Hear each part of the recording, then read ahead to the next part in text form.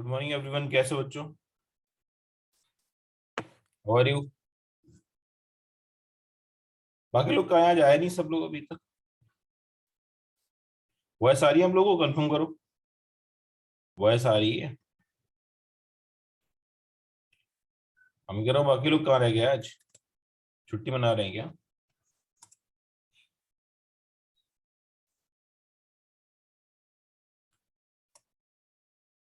आज ये चैप्टर खत्म हो जाना चाहिए मुझे लगता है। ठीक है।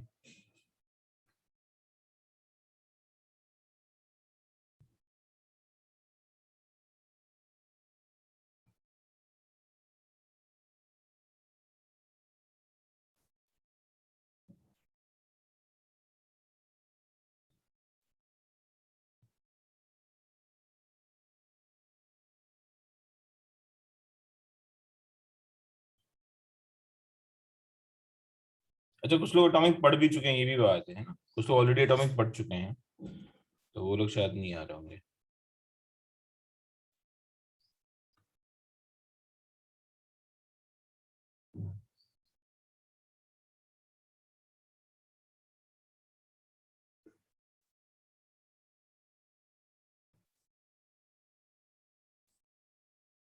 कुछ क्वेश्चंस किए थे, स्पिन क्वांटम नंबर बता दिया था मैंने, है ना।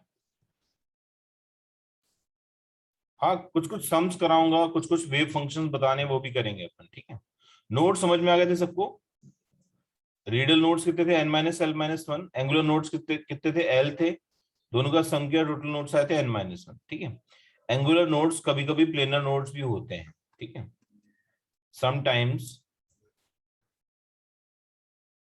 Sometimes angular nodes are planar nodes. मैंने समटाइम्स क्यों बोला? देखो एग्जांपल, जैसे मैंने बच्चों को दो ऑर्बिटल्स दिए, है ना। एक छोटा सा क्वेश्चन दिया। ये वाला क्वेश्चन हो गया था सबसे, जो मैंने होमवर्क दिया था सबको। ये वाला क्वेश्चन कर लिया था बच्चों ने।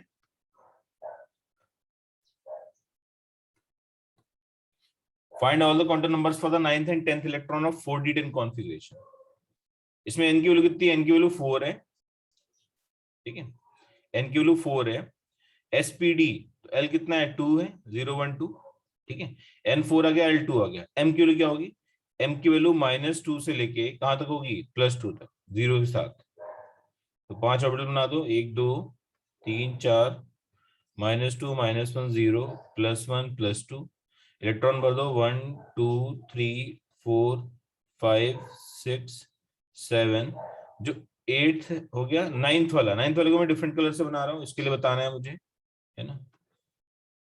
इसके लिए मुझे बताना है। और 10th के लिए। ठीक है, देख लो एक बार। तो अगर 9th वाले की बात करें, तो इसके लिए आप बताओ मुझे। एन तो 4 ही रहेगा, एल भी 2 रहेगा, एन कितना हो जाएगा? +1 हो जाएगा। और एस कितना होगा? रिप्लाई करो चैट में। +12 या -12? एस कितना होगा? +12 या -12? इलेक्ट्रॉन का स्पिन नीचे की तरफ, इट विल बी -12। ठीक है। What about this one? इसमें n4 रहेगा, l2 रहेगा, m जो है वो +2 रहेगा, s अगेन -12 हो जाएगा। ठीक है। तो ये चार क्वांटम नंबर्स हो गए। ठीक। अभी तीन प्रिंसिपल्स हैं जो हम पढ़ने वाले हैं। एक का नाम है अबोव प्रिंसिपल, एक का नाम है हंट्स रूल, और एक का नाम है पाउलीज एक्सक्लूजन प्रिंसिपल। ठीक है। तो देखते हैं क्या क्वांटम नंबर समझ में आ गए सब बच्चों? क्वांटम नंबर समझ में आ गए? हम्म।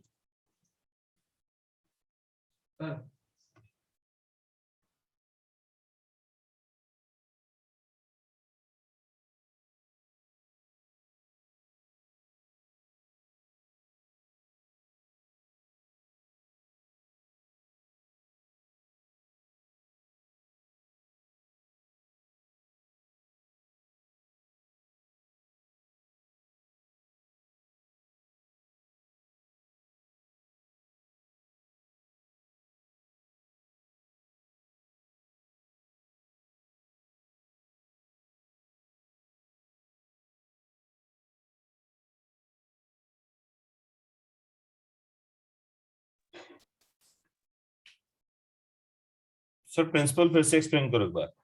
Principal quantum number actually shell number के बारे में बताता है। तुम्हें याद है हमने शेल नंबर पढ़े थे, K shell, L shell, M shell. तो उस शेल नंबर को प्रिंसिपल क्वांटम नंबर से लिखते हैं, या ये हमें साइज ऑफ ऑर्बिटल बताता है। जैसे फॉर एग्जाम्पल मैंने बच्चों से कहा मेरे पास 3s ऑर्बिटल है। कौन सा ऑर्बिटल है? 3s। मैंने बच्चों से कहा मेरे पास 3s ऑर्बिटल है, ये एक्स एक्सिस, ये वाई एक्सिस और ये जेड एक्सिस हमारी, ठीक है। मैंने कहा 3s ऑर्बिटल है, तो 3s कुछ इस टाइप से बन जाएगा, इसको मैंने 3s बता दिया। अब आपसे कोई बोले कि भाई 5s बनाना है, तो कंफर्म है 5s इससे क्या होगा? बड़ा होगा, ठीक है। 5s कुछ इस टाइप से बन जाएगा, ठीक, कंसेंट्रिक होगा। तो ये 5s हो जाएगा हमारा इस कलर से। 5s बड़ा है क्यों? क्योंकि 3s के लिए n कितना था? इसके लिए n 3 था, इसके लिए n कितना है? 5 है। अब मान लो कहीं पे बोले कोई 3px है और 4px है, तो दोनों कैसे बनेंगे? ये x एक्सिस है, तो अगर ये 3px है, ठीक है, तो 4px कैसा होगा? 4px से बड़ा होगा, ठीक है, इस टाइप से कुछ। ये 4px समझ आ रहा है बेटा? श्रेयस क्लियर है?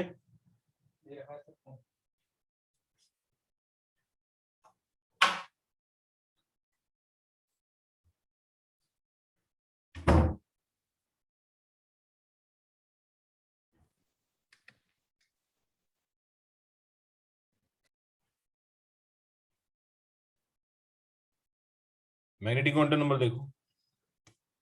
मैग्नेटिक क्वांटम नंबर क्या बताता है मुझे? ये बताता है magnetic quantum number tells us about the orientation of orbital along the coordinate axis, ठीक है। तो जैसे कि एग्जांपल में बताया ही था मैंने कि px, py, pz दिखने में एक जैसे हैं। अगर मैं तीनों ऑर्बिटल को एक साथ बनाऊं तो क्या होगा? देखो ध्यान से देखना। अगर ये एक्स एक्सिस है, ये वाई एक्सिस है, ये जेड एक्सिस है, ठीक है, तो px क्या हो जाएगा? px हमारा ये वाला हो जाएगा, ये px है, ठीक है। py क्या होगा? py हमारा y के अलोंग हो जाएगा, ये पी वाई है। और पी जेड कैसे होगा? पी जेड हो जाएगा हमारा अलोंग द जेड एक्सिस, तो ये पी जेड हो जाएगा। इंपॉर्टेंट बात क्या है यहाँ पे? इंपॉर्टेंट बात ये है कि इन तीनों के लिए एम की वैल्यू अलग अलग है। एम की वैल्यू की बात करें तो पी एक्स +1 या -1 हो सकता है, पी वाई +1 या -1 हो सकता है। अब अच्छा सपोज हमने बोल दिया पी एक्स +1 है, तो पी वाई कितना होगा? फिर -1 होगा उस केस में, और पी जेड 0 हो जाएगा।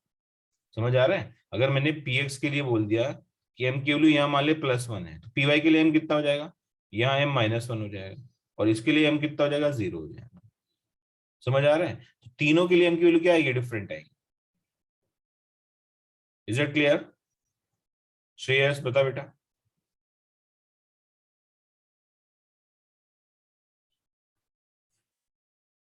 Is it clear? आज मेरी क्लास थी ना? आज मेरी क्लास थी, किसी और ने साइन इन कर लिया जूम में। अच्छा चलो ठीक है। चलो मैं लाइट जला देता हूँ, कुछ लोग दुखी हैं लाइट नहीं जल रही है ना।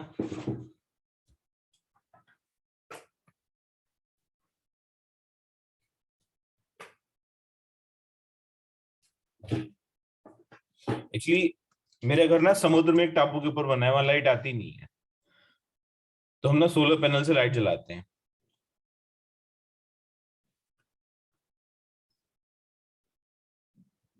किसने हैरी पॉटर वाली मूवी देखी क्या? हैरी पॉटर वाली फर्स्ट मूवी। हाँ, तो उस फर्स्ट मूवी में होता है ना कि जब हैग्रिड मिलने जाता है इससे, हैरी पॉटर से, उसको बंद करके रखते हैं छोटे से रूम में। हाँ, तो वैसे ही एक टापू है, वहीं पे घर बना हुआ है मेरा। लाइट वाइट आती नहीं है यहाँ पे।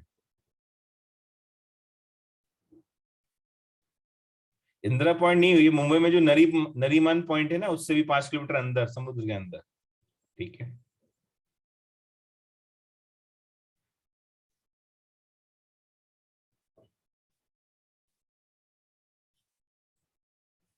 हाँ, मतलब मेरे घर से एलिफेंटा केव्स दिखती है ना। चलो अच्छा, काम की बात करते हैं। Yes, huts on the rock. तो ये क्वांटम नंबर समझ में आ गए? मैग्नेटिक समझ में आ गया?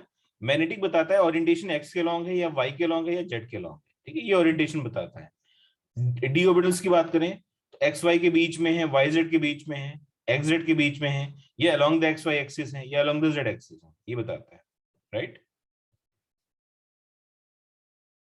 क्लियर है बेटा?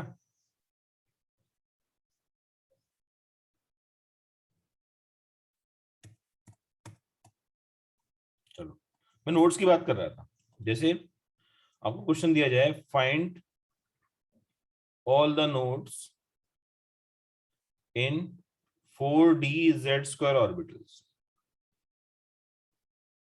Find all the nodes in 4D Z square orbitals and draw them. इनको ड्रॉ भी करना है, ठीक है। तो सबसे पहले तो एन की वैल्यू देख लेते हैं, एन 4 है, ये 4 होता है। एल की वैल्यू कितनी है? एल की वैल्यू है 012 एसपीडी, L2 हो जाएगा। हाँ, अब जितनी पॉसिबल वैल्यूज ऑफ एम होंगी उतने ऑर्बिटल्स होंगे, है ना, ये लिखा है ना हमने, नीचे कहीं लिखा था वैल्यूज ऑफ एम। जैसे वैल्यूज ऑफ एम कितनी है? 1 2 3 4 5, 5 है, मतलब ये डी ऑर्बिटल में, मतलब डी सबशेल में 5 ऑर्बिटल्स होते हैं, ठीक है, डी सबशेल में 5 ऑर्बिटल्स होते हैं। जो वैल्यूज ऑफ एम होती हैं वो हमें टोटल नंबर ऑफ ऑर्बिटल्स भी बताती है। ये बात हमने डिस्कस की तो थी, शायद ऊपर बताया था, नहीं बताया था? अच्छा, एल की टर्म्स में बताया था, एम की टर्म्स में देख लो। देखो, एल की टर्म्स में 12+1 ऑर्बिटल्स होते हैं, एम की टर्म्स में टोटल वैल्यूज ऑफ एम जितनी होती है उतनी ही ऑर्बिटल्स होते हैं। तो लिख लेते हैं ये बात, number of orbitals in a subshell, number of orbitals in a subshell is equal to total values of m, total values of m। ठीक है, क्लियर है बेटा? समझा नहीं? तो m की वैल्यू कितनी है? 1 2 3 4 5, 5 वैल्यूज हैं यहाँ पे, m के यहाँ पे 5 वैल्यूज हैं, तो d में कितने ऑर्बिटल्स होंगे? 5 ऑर्बिटल्स होंगे, ठीक है।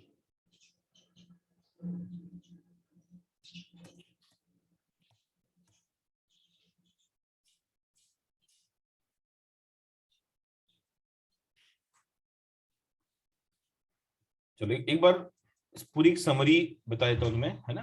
पहले ये देख लो, n इक्वल टू 4 है, l इक्वल टू 2 है, राइट। तो रेडियल नोड्स कितने होंगे? रेडियल नोड्स हो जाएंगे n minus L minus 1, means 4 minus 2 minus 1, कितना आ जाएगा? ये 1 आ जाएगा, एक रेडियल नोड होगा। एंगुलर नोड्स कितने होंगे? एंगुलर नोड्स होते हैं l मतलब 2 हो जाएंगे। हम दोनों को प्लॉट करते हैं, ठीक है। तो हमारा 4D Z स्क्वायर ऑर्बिटल दिखेगा कैसा, पहले वो देख लो। ये हमारी Z एक्सिस हो गई, इसके लॉन्ग मैंने एक ऑर्बिटल बना दिया, ठीक है। अब इसके ऊपर एक रिंग लटकानी है। रिंग कैसे बनाएंगे? कुछ इस टाइप से,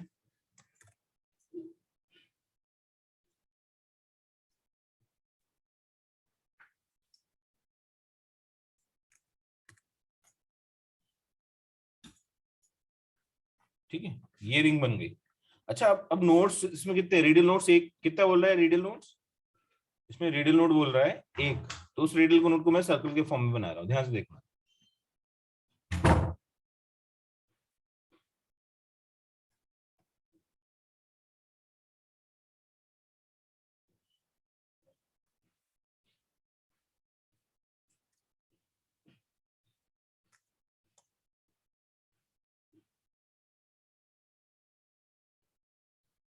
हाँ,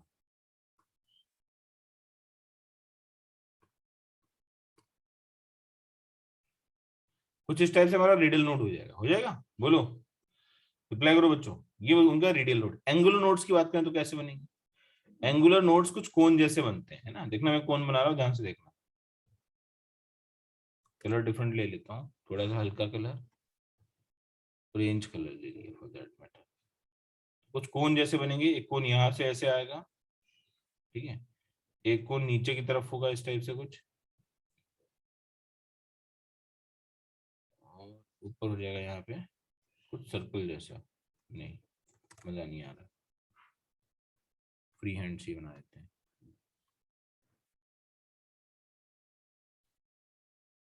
तो कुछ इस टाइप से यहाँ पे सर्कल हो जाएगा कोन का, और कुछ इस टाइप से यहाँ पे सर्कल हो जाएगा पॉइंट, ठीक है। तो ये जो दिख रहे हैं आपको कोन जैसे, ये एंगुलर नोड्स हैं।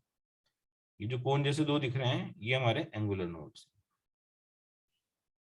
तो इस बार जो एंगुलर नोड्स थे वो प्लेनर नहीं थे, राइट। इस बार जो एंगुलर नोड्स हैं वो प्लेनर नहीं है। हाँ मैं फिर से ही बता रहा हूँ, मैं ये कह रहा हूँ ऑर्बिटल समझ में आया। ऑर्बिटल कौन सा पार्ट है? ऑर्बिटल वाला पार्ट है, ये डंबल है और ये रिंग है, ये ऑर्बिटल है। इसमें रेडियल नोड कैसा होगा? रेडियल नोड को हम स्फेरिकल नोड भी कहते हैं। ये हमारा रेडियल नोड है, इसको हम लोग बोल सकते हैं स्फेरिकल नोड, ठीक। रेडियल नोड बोल दो या स्फेरिकल नोड बोल दो। अब एंगुलर नोड्स कैसे होंगे? एंगुलर नोड यहाँ पे कोन जैसे होते हैं, ठीक है, और इस टाइप से कुछ दिखते हैं। ये ऑर्बिटल को कट नहीं करते, ध्यान से देखना। ये जो ऑर्बिटल है वो इस कोन के अंदर रहेगा, इस कोन के भी अंदर रहेगा, कट नहीं करेगा इसको। ये रिंग को भी कट नहीं करेगा, रिंग के तो अंदर से पास हो जाएगा। 3D में विजुलाइज करो, समझ में आएगा। विजुलाइज कर पा रहे हैं? हाँ या ना? रिप्लाई करो। मतलब ये जो रिंग है, तो मैं समझू ना, मेरी तरफ देखो, ये जैसे हाथ है, ठीक है। हमारा डंबल ले लेते हैं, डंबल कहाँ गया? ये मैंने डंबल ले लिया कुछ, ठीक है, ये डंबल ले लिया। इस पे रिंग ऐसे है, इसके चारों तरफ है ना। तो जो कोन है वो यहां से निकलेगा ऐसे जाएगा, यहां से निकलेगा ऐसे जाएगा।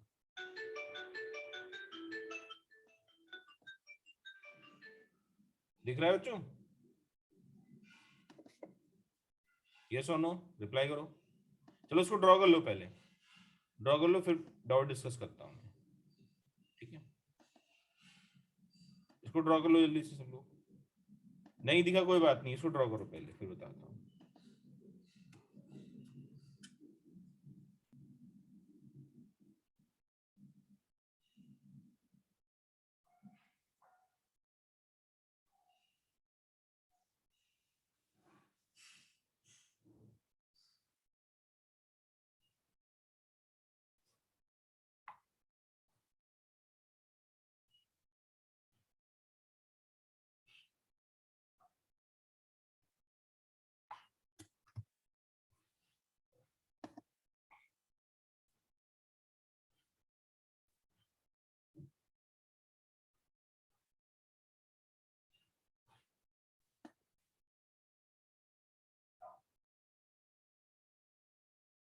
नहीं नहीं, बिल्कुल रिंग के सेंटर पे ओरिजिन, मतलब ये जो रिंग है वो इस जेड एक्सिस के परपेंडिकुलर है, मतलब एक्स वाई प्लेन में।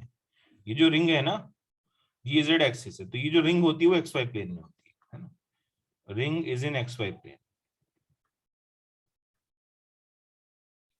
और ये जो पॉइंट है ये ओरिजिन है, ओरिजिन मतलब ओ है, ठीक है। ठीक है, समझ आया बेटा? बनाओ जल्दी से, बनाओ। आज वेव फंक्शन भी ड्रॉ करेंगे अपन, है ना, थोड़ा कॉम्प्लेक्स चीजें भी पढ़ेंगे आज हम।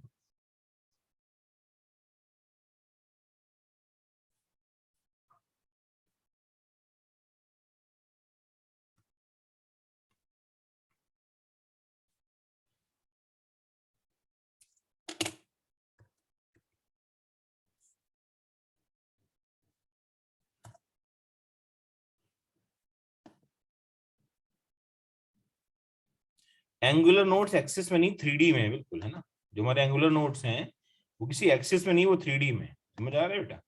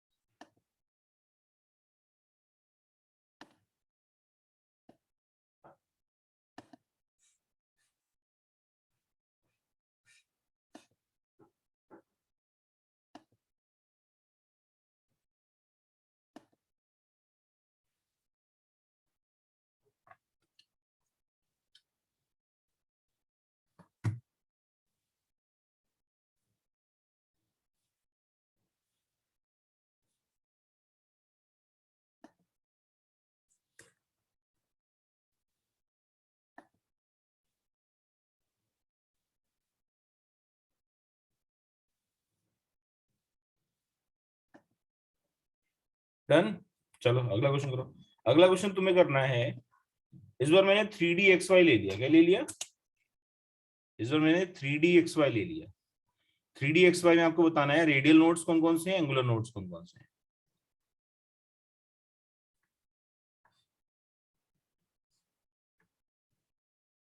ध्यान, अच्छा एक चीज देखना, ये जो कोन है ये 3D में कोन है, कोन समझते हो ना सब लोग, आइसक्रीम वाला कोन। तो आइसक्रीम वाले कोन का जो बिल्कुल एंड था वहां पे मैंने ऑर्बिटल रख दिया अपना, ठीक है। दो आइसक्रीम कोन्स लिए, दो आइसक्रीम वाले कोन्स लिए, उनको नीचे ऊपर नीचे टच करा दिया इस टाइप से, है ना, और यहाँ पे अपना ऑर्बिटल रख दिया, यहाँ पे इस टाइप से ऑर्बिटल रख दिया, ठीक है, और यहाँ पे रिंग लगा दी। तो यहाँ पे जो रिंग लगेगी वो टच नहीं करेगी, है ना।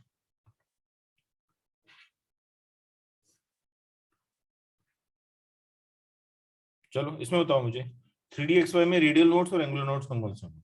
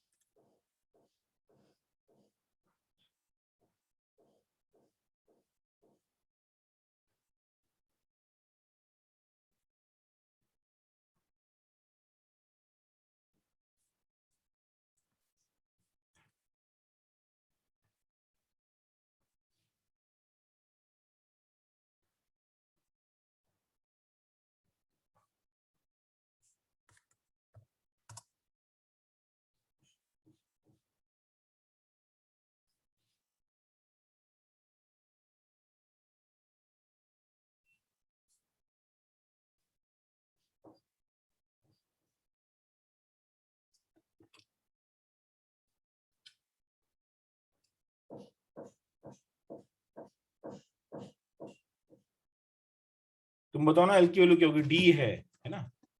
तो अगर एस है तो एल कितना होता है, 0 होता है, एस पी डी एफ।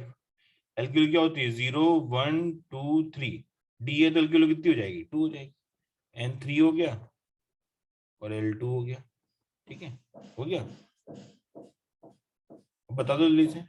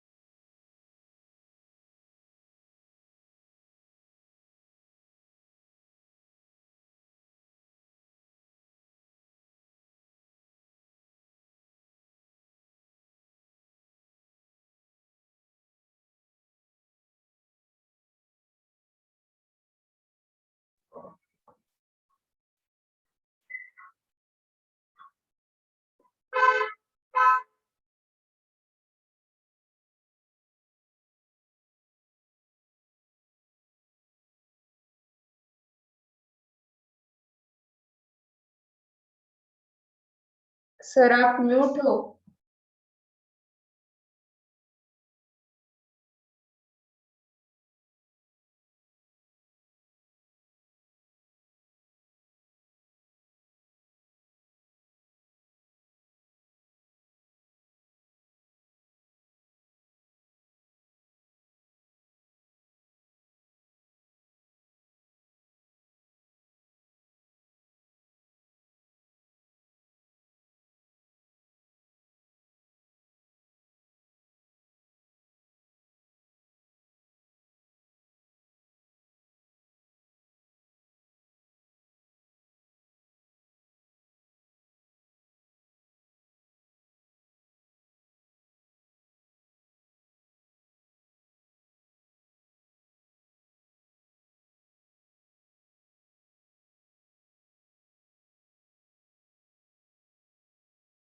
हाँ बेटा क्या कह रहे हैं बता, लिख लिया सबने? देखो 3D XY है ना, अगर 3D XY है तो XY एक्सिस के बीच में होगा, राइट? अगर 3D XY है तो XY एक्सिस के बीच में होगा, ठीक। अब इसमें रेडियल नोड्स और एंगुलर नोड्स की बात करें तो रेडियल नोड्स कितने होंगे? रेडियल नोड्स हो जाएंगे n minus L minus one, मतलब 0 आ जाएंगे, कोई रेडियल नोड नहीं। एंगुलर नोड्स कितने हैं? 2 हैं। एंगुलर नोड्स कितने हैं? 2 हैं। ये जो एंगुलर नोड्स है वो क्या है इस बार जो XZ प्लेन है ना, एक ऐसा प्लेन जो x वाली एक्सिस से पास हो रहा है ना, बिल्कुल वर्टिकल प्लेन। देखो ध्यान से, जो XZ प्लेन होगा है ना, तो यहाँ पे हमारे जो एंगुलर नोड्स है कौन कौन से होंगे? एक तो XZ प्लेन होगा और दूसरा YZ प्लेन होगा। क्या आप लोग विजुलाइज कर पा रहे हैं XZ प्लेन और YZ प्लेन को? एक वर्टिकल प्लेन ऐसे ले लो, ठीक है, एक हॉरिजॉन्टल प्लेन ऐसा ले लो, they will be the angular nodes. क्या एंगुलर नोड्स प्लेनर है इस समय? क्या एंगुलर नोड्स प्लेनर हैं? रिप्लाई करना। यस, तो दोनों एंगुलर नोड्स क्या हैं? They are planar nodes. ठीक है, सिर्फ एक केस है जहां पे प्लेनर नहीं है। ये कौन सा केस है? वो केस है DZ स्क्वायर वाला, बाकी सब में प्लेनर ही होता है। ठीक है, क्लियर है मेरे बच्चों? नोड्स समझ में आ रहे हैं? नोड्स का मतलब है उस पॉइंट पे या उस रीजन में इलेक्ट्रॉन डेंसिटी नहीं होगी, बिल्कुल 0 होगी। ठीक है, तो इलेक्ट्रॉन होगा तो कभी भी XZ प्लेन में नहीं होगा, YZ प्लेन में नहीं होगा, है ना।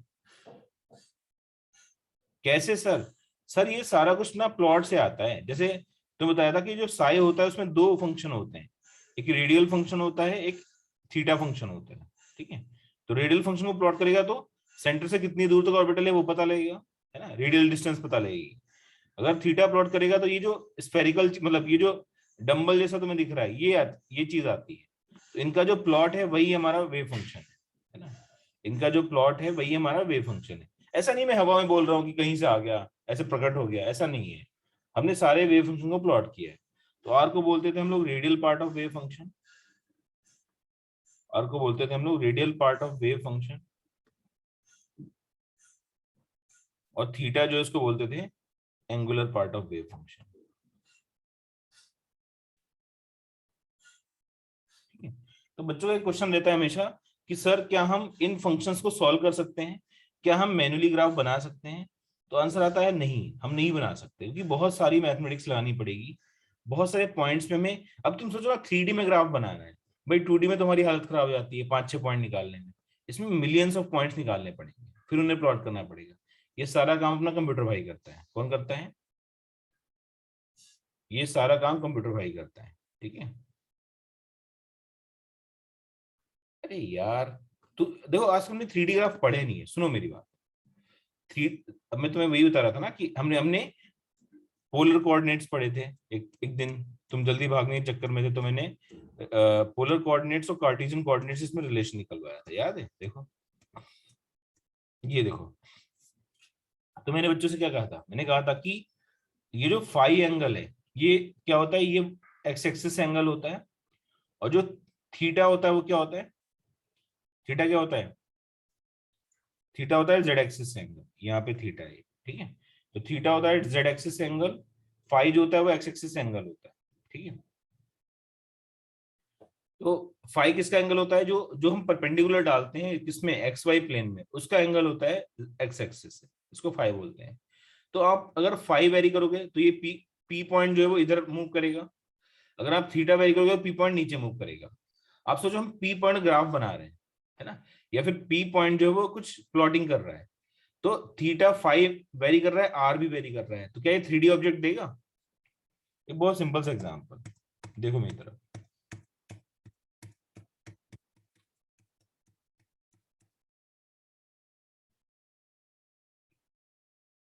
एक बहुत सिंपल सा एग्जांपल, ये मैंने एक सर्कल बनाया एक्स वाई प्लेन में, ये सर्कल है, क्या है ये सर्कल है। आप क्या करो, एक्स एक्स डैश है, वाई वाई डैश है, आप क्या करो, rotate the circle, rotate the circle along x x dash axis, x x dash के अलोंग सर्कल को रोटेट कर दो, ग्राफ कैसा बनेगा बोलो? क्या ये स्फीयर बन जाएगा? यस और नो, स्फीयर बन जाएगा, वो भी 3D में, बट हम बनाएंगे तो ऐसा ही, कॉपी में तो ऐसे ही दिखेगा ना, हाँ या ना? रिप्लाई करो। आपने सर्कल को रोटेट कर दिया, कैसे? Along the x x dash axis, तो ये 3D में स्फीयर बन जाएगा। बिल्कुल वैसे ही मैंने क्या किया, एक ऐसा शेप बनाया, ठीक है, ये एक्स एक्सिस था, ये वाई एक्सिस था।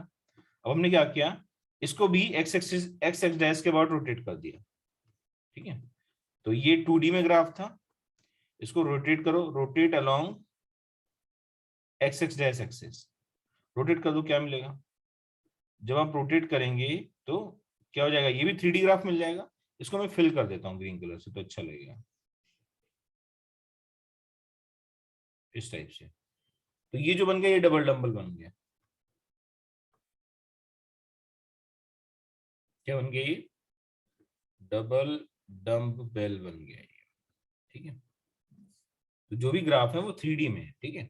तुम्हें एग्जाम में बहुत सिंपल क्वेश्चंस आते हैं, नोट्स बताओ, रीडल नोट्स बताओ, एंगुलर नोट्स बताओ, ग्राफ के क्वेश्चंस आते भी हैं तो वो बहुत आसानी से हो जाते हैं, ठीक है। जैसे मैं एक छोटा सा क्वेश्चन कराता हूँ बच्चों, कराऊं एक ऐसा क्वेश्चन जो प्रीवियस ईयर्स में आया होगा, ठीक है। देखो, एक सेकंड रुकना बस।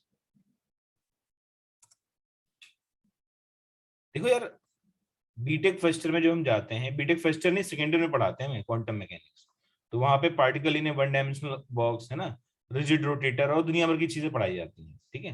हाइड्रोजन एटम के लिए भी श्रोडिंगर इक्वेशन सॉल्व कराते हैं, ठीक है। उसमें बहुत सारे ऑपरेटर्स बताए जाते हैं, बहुत सारी मैथमेटिक्स लगती है, तो वो सारी चीजें अभी पढ़ने का कोई सेंस नहीं है, ठीक है। क्या नोट लिख रहे थे हम लोग? नोट करना है तुझे? नोट कर लो, कहाँ से नोट करोगे बताओ, यहाँ से नोट कर लो।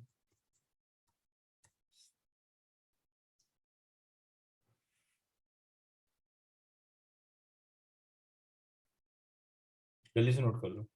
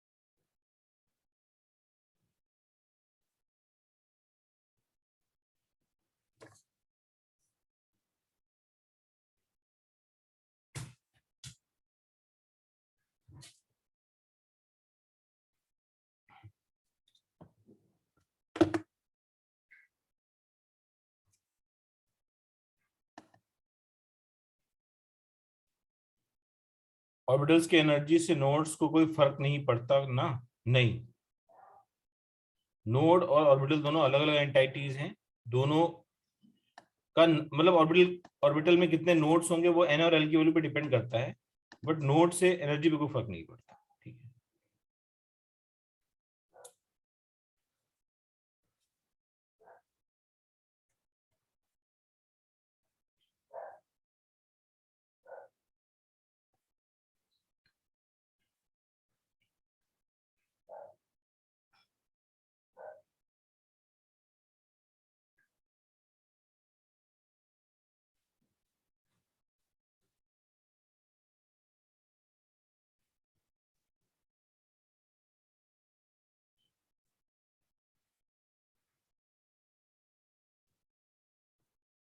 अच्छा, इनके इनके जो फंक्शंस हैं वो सच में बहुत भयानक से ही है ना।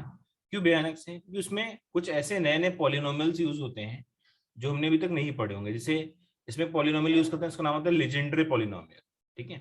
मैंने लास्ट क्लास में ये भी बताया था कि इसमें जो फंक्शन होता है वो कॉम्प्लेक्स फंक्शन होता है, उसमें रियल पार्ट भी होता है, इमेजिनरी पार्ट भी होता है।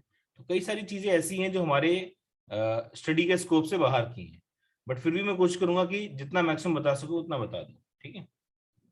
सुनने मेरी बात। ग्रीन वाला सिर्फ डंबल है, यस।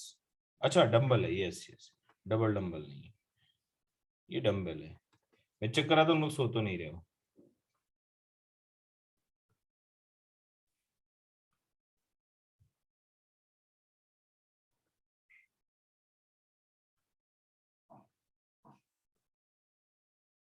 लिख लिया बेटे सबने? चलो, एक क्वेश्चन की बात हुई थी, क्वेश्चन कैसे आते हैं, क्या क्वेश्चन सॉल्वेबल आते हैं एग्जाम में या अनसॉल्वेबल आते हैं, ठीक है।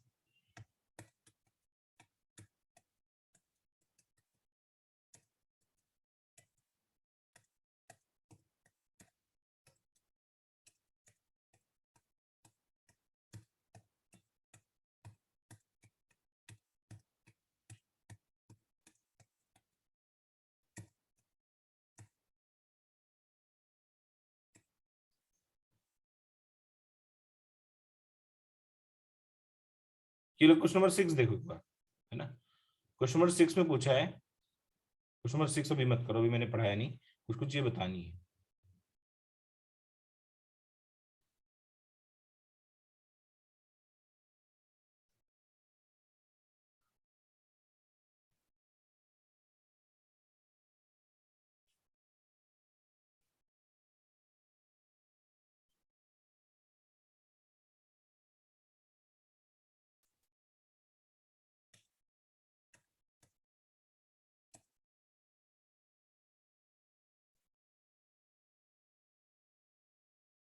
इसे क्वेश्चन नंबर 73 देखो, सभी बच्चे क्वेश्चन नंबर 73 देखो।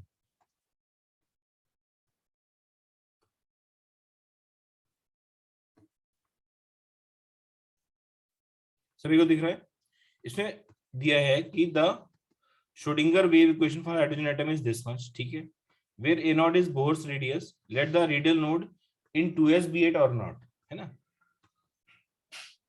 देन क्या पूछा हमसे? Then find R in terms of a naught, ये पूछा है।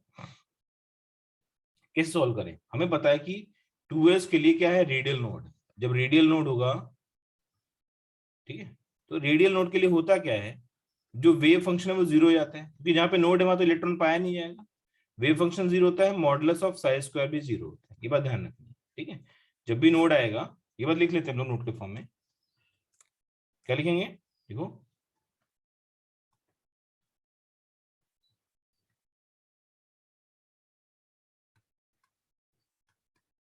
नोट के फॉर्म में लिखेंगे देखो, for a node, for a node psi equal to zero. क्यों? क्योंकि इलेक्ट्रॉन के पाई जाने की प्रोबेबिलिटी क्या होती है, जीरो होती है। मॉडुलस ऑफ साई स्क्वायर भी क्या होता है, जीरो होता है। जहां पे भी नोड पाया जाएगा वहां पे वेव फंक्शन जीरो होगा, मॉडुलस ऑफ वेव फंक्शन का स्क्वायर वो भी जीरो होगा, ठीक है।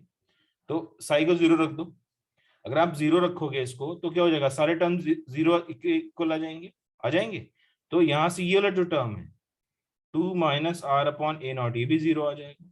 एक्सपोनेंशियल कभी जीरो नहीं होता है, इसका मतलब क्या आ जाएगा, इसका मतलब आ जाएगा 2 is equal to R divided by a naught, और यहाँ पे आर आ जाएगा 2 ए नॉट, ये आंसर है हमारा, ठीक है। इसका मतलब R equal to 2 a naught पे रेडियल नोड होगा। ये बात समझ आ रही है?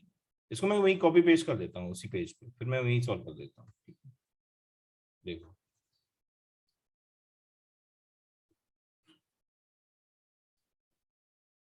तो कुछ इस टाइप के वेव फंक्शन हमें दिखाई पड़ते हैं, ठीक है, कुछ इस टाइप के वेव फंक्शन हमें दिखाई पड़ते हैं।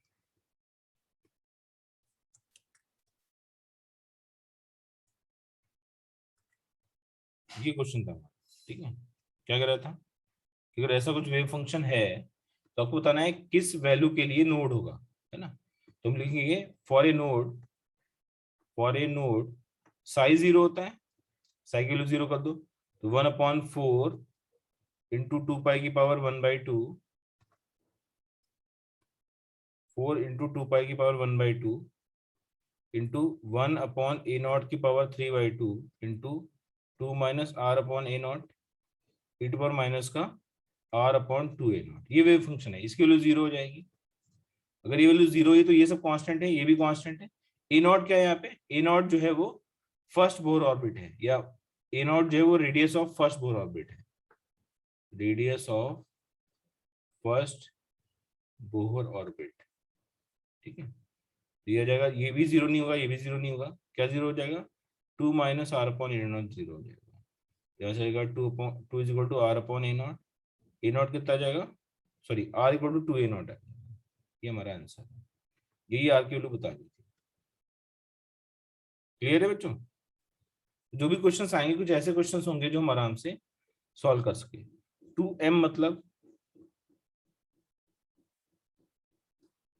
2m, m कहाँ है, m नहीं 2 पाई है बेटा, ये पाई है, m थोड़ी ना है, ये तुझे m लग रहा है, 2 पाई है। ये वेव फंक्शन दिया था किसके लिए, 2s के लिए। यस, नोट करो जल्दी से, सब लोग नोट करो। मैं तुम्हें कुछ वेव फंक्शन भी लिखवाने वाला हूँ, उनके ग्राफ भी बनवाने वाला हूँ।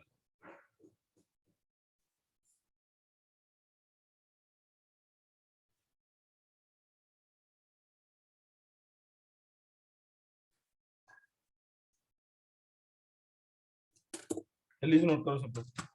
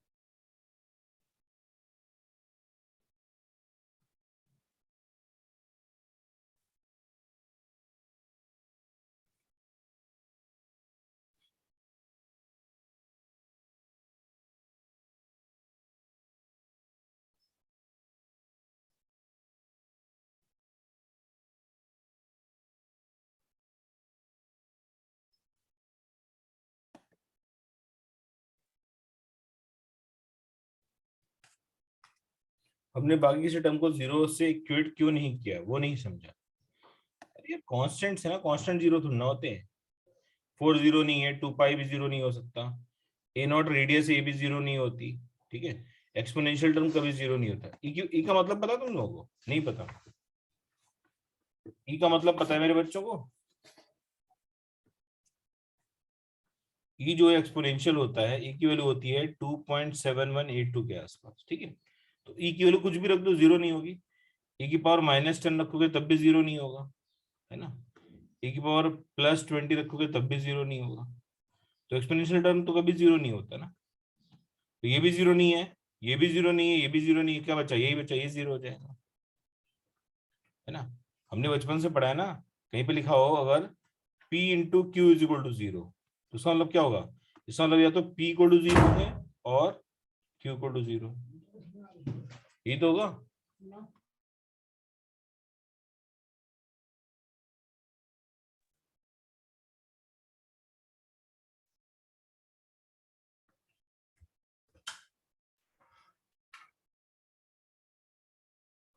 अब हम क्या करेंगे, some important radial wave function लिखेंगे, ठीक है। तो इन डालो सम इंपॉर्टेंट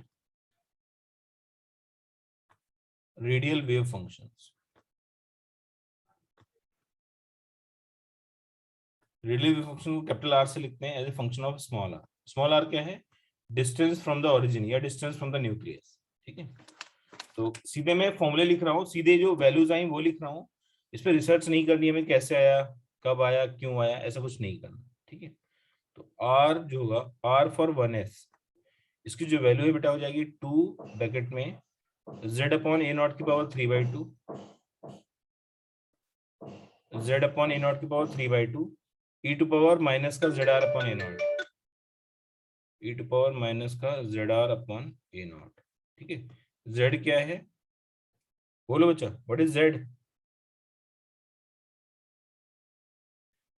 इसमें ए नॉट जो है वो लिख लो पहले। ए नॉट जो है first Bohr orbit of hydrogen atom है, radius of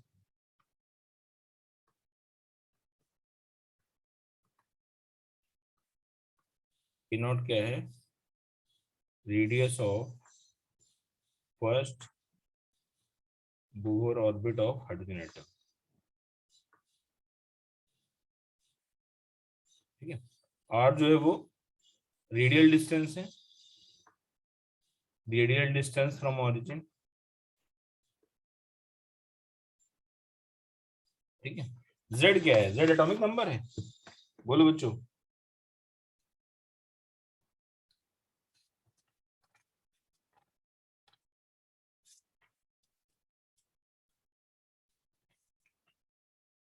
Z is the charge on the nucleus, सही कह रहे थे, है ना। जेड एटॉमिक नंबर ही है, Z is the charge on the nucleus,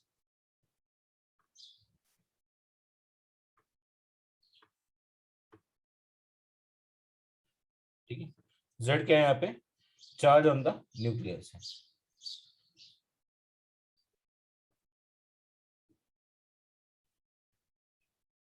तो ये 1s आ गया। 1s का ग्राफ कैसा आएगा बोलो? 1s का ग्राफ बना सकते हैं विद रिस्पेक्ट टू आर। तुमने ग्राफ पढ़े तो होंगे, नहीं पढ़े बच्चों ने भी ग्राफ? यस और नो? 1s ग्राफ पढ़ा है, मतलब आर के सबस्क्रिप्ट में क्या लिखा है वो?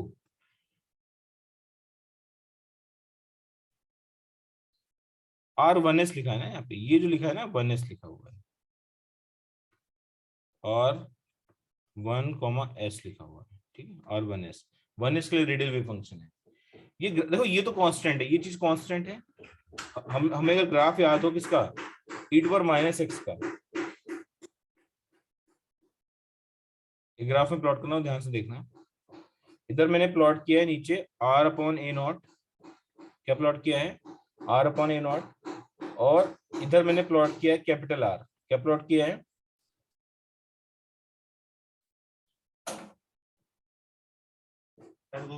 रेडियल वेव फंक्शन प्लॉट किया है,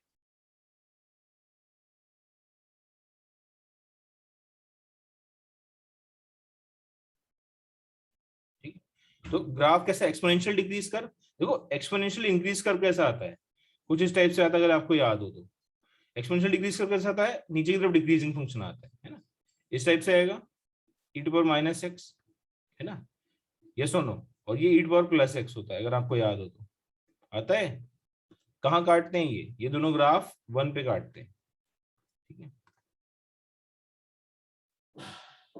e टू पावर 0 1 होता है, ये 1 होगा, और ये हो जाएगा e to power minus X, e to power X हो जाएगा, राइट। इन्फिनिटी आके मिलते हैं, कुछ यहाँ पे ग्राफ वैसा ही कुछ आएगा, है ना। तो ग्राफ यहाँ से स्टार्ट होगा और नीचे की तरफ इन्फिनिटी की तरफ टेंड करेगा। ये ग्राफ है हमारा 1s ग्राफ। कोई शक? रिप्लाई करो। हमारा जो ग्राफ है 1s से कुछ इस टाइप से आ जाएगा, ठीक है। जल्दी से नोट करो। आप बोलोगे सर ये तो ओरिजिन के इधर आया था, तो हमने यहाँ पे R upon a naught plot किया, आर प्लॉट नहीं किया, ठीक है। क्या प्लॉट किया हमने यहाँ पे R upon a naught plot किया। ये लर्न ही करना है बेटा, है ना, क्योंकि वहां एग्जाम में हम कैसे डिराइव करेंगे इस फंक्शन को, डिराइव करेंगे फिर बनाएंगे, पॉसिबल नहीं है। तो हमें ये लर्न होने चाहिए। लर्न के क्वेश्चन कैसे पूछते हैं, 3-4 ग्राफ दे दिए, कौन सा ग्राफ 1s का है, कौन सा ग्राफ 2s का, ऐसे क्वेश्चन आते हैं, है ना, बहुत मुश्किल क्वेश्चन नहीं आते।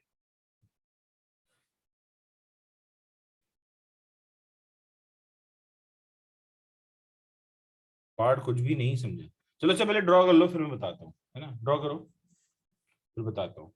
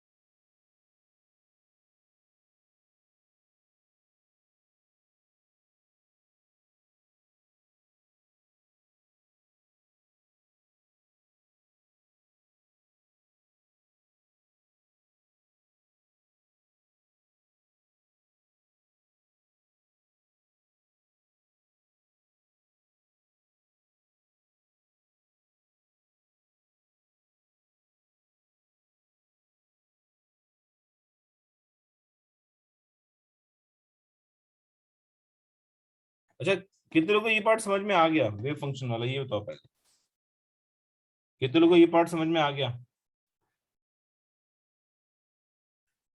श्रेयस को समझ में आ गया, बाकी लोग बताओ, बाकी लोग बताओ। अच्छा अच्छा, ये पार्ट देखो, जिससे 2-3 ग्राफ दिए हो। अभी मैं 2-3 ग्राफ बनवा देता हूँ, फिर समझते हैं अपन, ठीक है। एक और ग्राफ बनाओ। R1s हो गया, R2s लिख लेते हैं, कैसा दिख रहा है, लिखो सब लोग। R2s, R2s हो जाएगा z अपॉन 2a0 की पावर 3/2, z अपॉन 2a0 की पावर 3/2, और ये हो जाएगा 2 माइनस का ZR अपॉन a0 की पावर माइनस का 2 minus ZR upon a0 into e to power minus का ZR अपॉन 2a0, ठीक है। भयानक से फंक्शन आ रहे हैं, बट हमें बहुत टेंशन नहीं लेनी, हमें सिर्फ फंक्शन का ग्राफ याद होना चाहिए, बस कैसा दिख रहा था, पैटर्न कैसा था, ठीक है। तो ये हमारा R2s का ग्राफ आ गया, 2 minus ZR upon a0 into e to power minus का ZR अपॉन 2a0, ठीक है। अच्छा, Z में मैं क्रॉस लगा ले रहा हूँ जिससे कि 2 और Z में कंफ्यूजन ना हो। ये Z है, ये Z है, ये भी Z है, ये हमारा 2 है, ठीक है, ये हमारा 2 है, ठीक है। तो अब इसका ग्राफ कैसा दिखेगा, देखो, अगर मैंने ग्राफ प्लॉट किया R ऑफ 2s, ठीक है, R ऑफ 2s वर्सेस, इधर नीचे प्लॉट कर देंगे R डिवाइड बाई a0, ठीक है। तो ये जो ग्राफ आएगा दैट विल बी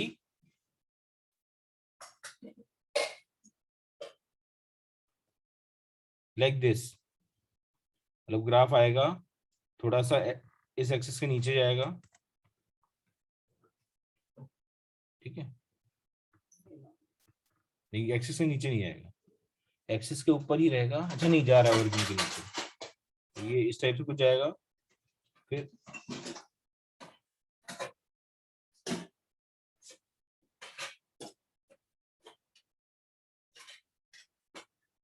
ये, ठीक है। तो ये हो जाएगा हमारा, नीचे प्लॉट किया हमने R divide by a0 plot किया, ठीक है, ये ग्राफ आ गया। अच्छा, इस ग्राफ से क्या पता लगा, क्या इन्फॉर्मेशन मिल रही है, इधर हमने R प्लॉट किया है, साई क्या होता है,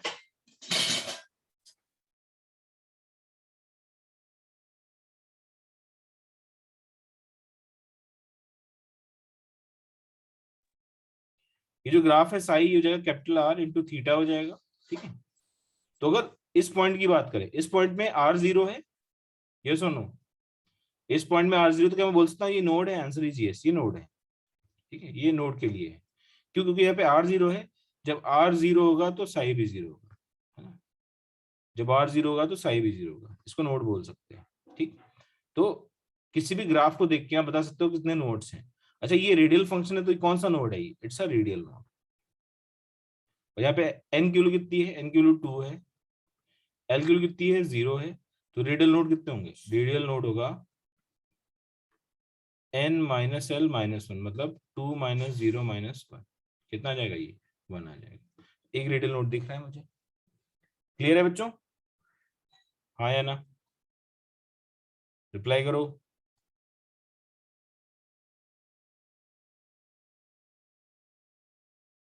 चलो, एक ग्राफ और बनाना है, तुम सोच के बताना, सोच के बताना। एक ग्राफ मैंने बनाया, इसमें इधर आर स्क्वायर प्लॉट कर दिया, क्या प्लॉट कर दिया, आर स्क्वायर प्लॉट कर दिया, यहाँ पे आर अपॉन ए नॉट ही प्लॉट किया था। तो ग्राफ बिल्कुल सिमिलर दिखेगा या आपको डिफरेंट दिखेगा, ये बताओ। आर स्क्वायर का जो ग्राफ है वो सिमिलर होगा या डिफरेंट होगा, ये ओरिजिन था, ऑफ कोर्स ये ओरिजिन था, ये भी ओरिजिन है।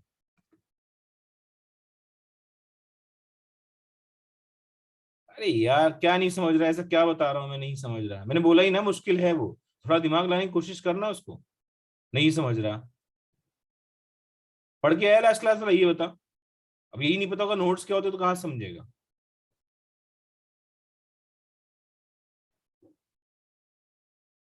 अच्छा, ये तो ग्राफ पढ़े तुम लोगों ने, नहीं पढ़े, मुझे लगा ग्राफ पढ़े ही नहीं आप लोगों ने, ग्राफ्स पढ़े हैं, फिजिक्स में ग्राफ पढ़ा है अभी तक, नहीं पढ़ा है, ये बताओ।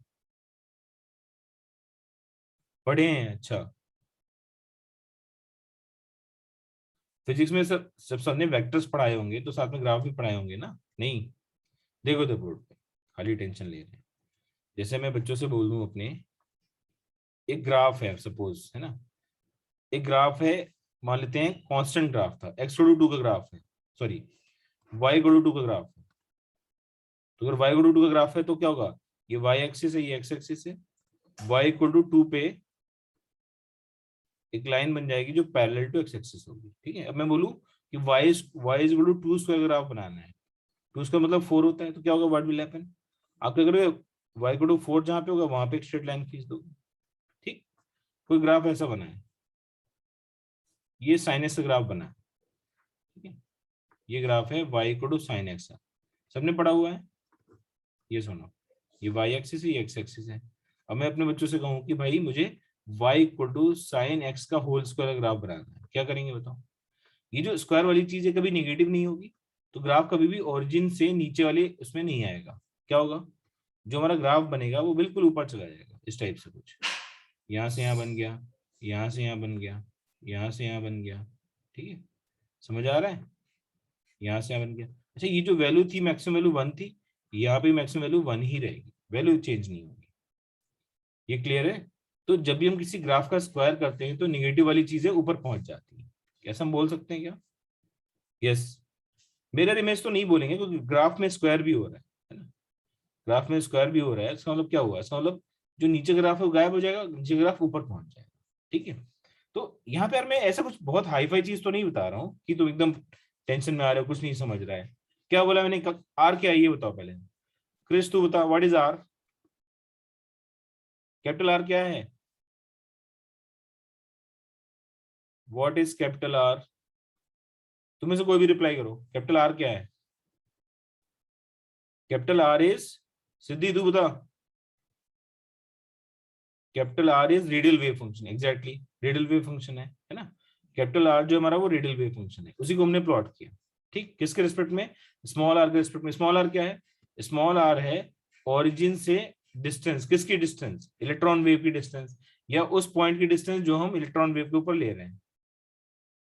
ठीक है, तो मैंने यही कहा कि ये जो सॉल्यूशंस हैं, ये सॉल्यूशंस हमें ना तो याद करने हैं, है ना, हमें याद नहीं करने, हमें बस ये समझना है कि अगर ऐसा ग्राफ आ रहा है तो क्यों आ रहा है, क्यों आ रहा है, क्योंकि ग्राफ जो R1s का जो इक्वेशन है वो ऐसा आ रहा है। ठीक है, इक्वेशन कहां से आया, इक्वेशन आया श्रोडिंगर वेव इक्वेशन को सॉल्व करने से। क्या हमें सॉल्व करना है, आंसर इज नो, नहीं सॉल्व करना है। तो ये कुछ फैक्चुअल चीजें हैं जो हम हल्का फुल्का याद रखेंगे तभी चलेगा, नहीं भी याद रखा तभी कोई टेंशन नहीं है। ठीक है, आपसे पूछेगा नहीं कि भाई R1s कितना होगा, क्लियर है।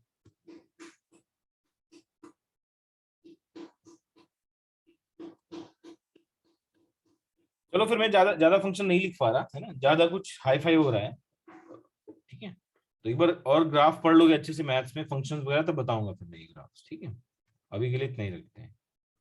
तो R1s हो गया, R2s देख लिया आपने। अब मैं R2s के स्क्वायर की बात कर रहा था कि आपने R2s लिया, इसका स्क्वायर कर दिया। जब आप स्क्वायर करोगे तो ग्राफ देखो, इधर ग्राफ कहाँ जा रहा है, इन्फिनिटी पे जा रहा है, तो 1/इन्फिनिटी क्या होता है, 0 होता है। तो ये ग्राफ ऑरिजिन से स्टार्ट होगा, कैसे स्टार्ट होगा, ऑरिजिन से। ठीक है, ऑरिजिन से स्टार्ट होगा, फिर इस टाइप से आएगा और फिर ऐसे इन्फिनिटी की तरफ ट्रेंड कर देगा, ये आंसर का ग्राफ आएगा। ठीक है, समझ आ रहा है, कभी भी ग्राफ नेगेटिव नहीं होगा क्योंकि ये स्क्वायर ग्राफ है। तो बिल्कुल सेम तरीके से हम 3s का ग्राफ बना सकते हैं। ठीक है, अब इसमें इंपॉर्टेंट बात क्या है, ग्राफ देख के आप बता सकते हो कि ये 2s ग्राफ है या 1s का। 1s में देखो, 1s में रेडियल नोड्स निकालो कितने होंगे, रेडियल नोड्स हो जाएंगे n1 है, s है तो l 0 है। ठीक है, तो ये जगह n minus L minus one, N कितना है 1 माइनस एल इज 0 माइनस 1, कितना जाएंगे 0 आ जाएंगे। यहाँ पे ग्राफिंग काट रहा है, इस एक्सिस को नहीं काट रहा, तो आर की वैल्यू कहीं भी 0 नहीं है, रेडियल नोड्स कितने हैं 0 आ गए। अभी क्लियर है, रिप्लाई करो, इज इट क्लियर नाउ। सिर्फ नंबर ऑफ नोड्स काउंट करके हम देख सकते हैं कौन सा ग्राफ किससे रिप्रेजेंट कर रहा है ना।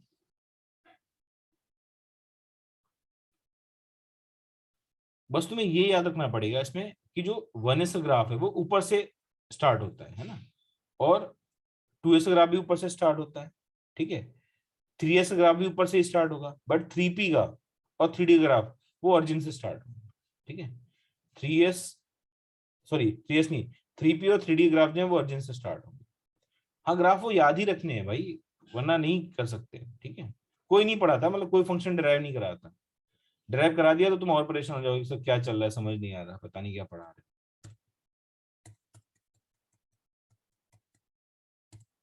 इसको नोट करो पहले, है ना, यहाँ पे एक नोट, एक छोटा सा पॉइंट लिख लेता हूँ ताकि तुम्हें याद रहे वो चीज।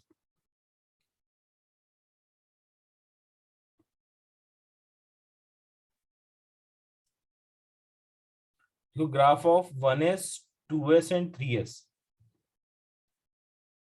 graphs of radial functions of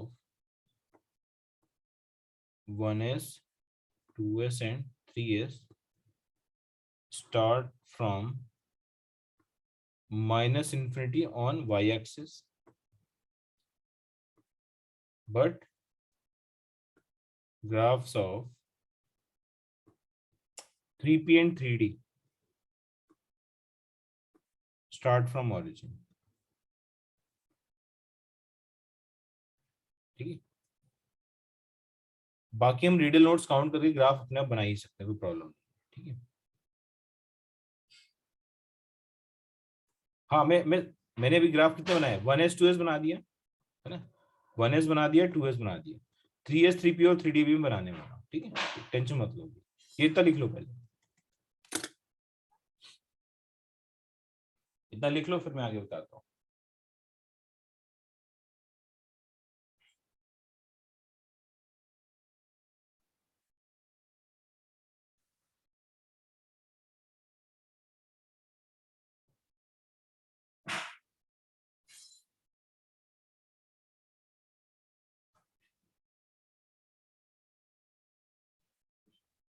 तो याद भी रखना बहुत इजी है, 1s 2s 3s तीनों s वाले हैं, तो ऊपर से स्टार्ट होंगे माइनस इनफिनिटी से, और 3p 3d क्या होंगे, ओरिजिन से स्टार्ट होंगे। ठीक है, याद रखना ही बहुत इजी है।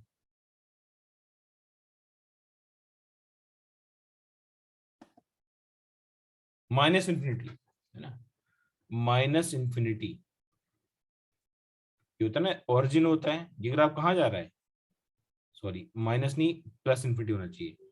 Graphs of radial function of 1s 2s start from plus infinity on Y axis, sorry है ना, ये प्लस इन्फिनिटी होगा, इधर भी ये कहाँ तक जाएगा, ये प्लस इन्फिनिटी जाएगा, इधर कहाँ जाएगा ये, इधर जाएगा ये माइनस इन्फिनिटी को। ठीक है, और नीचे भी कहाँ जाएगा, ये नीचे जाएगा माइनस इन्फिनिटी को। ठीक है,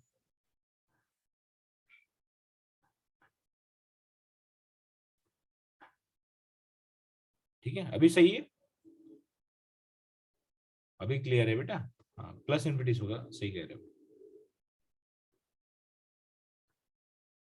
चलो, तो 1s हो गया। अब देखो, अब मैं फंक्शन नहीं लिख पा रहा, तुम टेंशन में आ रहे हो इसलिए फंक्शन नहीं लिख पा रहा। 2s हो गया, 3s अगर आप देखते हैं, है ना, 1s हो गया, 2s हो गया। अब मैं 3s 3p और 3d तीनों ग्राफ एक साथ बना रहा हूँ। ठीक है, तो 3s का ग्राफ देखो कैसा है, 3s का ग्राफ ऊपर से आएगा, नीचे जाएगा, फिर ऊपर जाएगा, और फिर यहाँ पे इन्फिनिटी की तरफ टेंड करेगा। ठीक है, यहाँ पे हमने प्लॉट किया r divide by a not, इधर प्लॉट किया है r फॉर 3s। ठीक है, 3p ग्राफ देखो, 3p ग्राफ है, r ऑफ 3p प्लॉट किया है यहाँ पे, r ऑफ 3p प्लॉट किया, इधर क्या प्लॉट किया, इधर प्लॉट किया मैंने r divide by a not. Graph कैसे दिखेगा,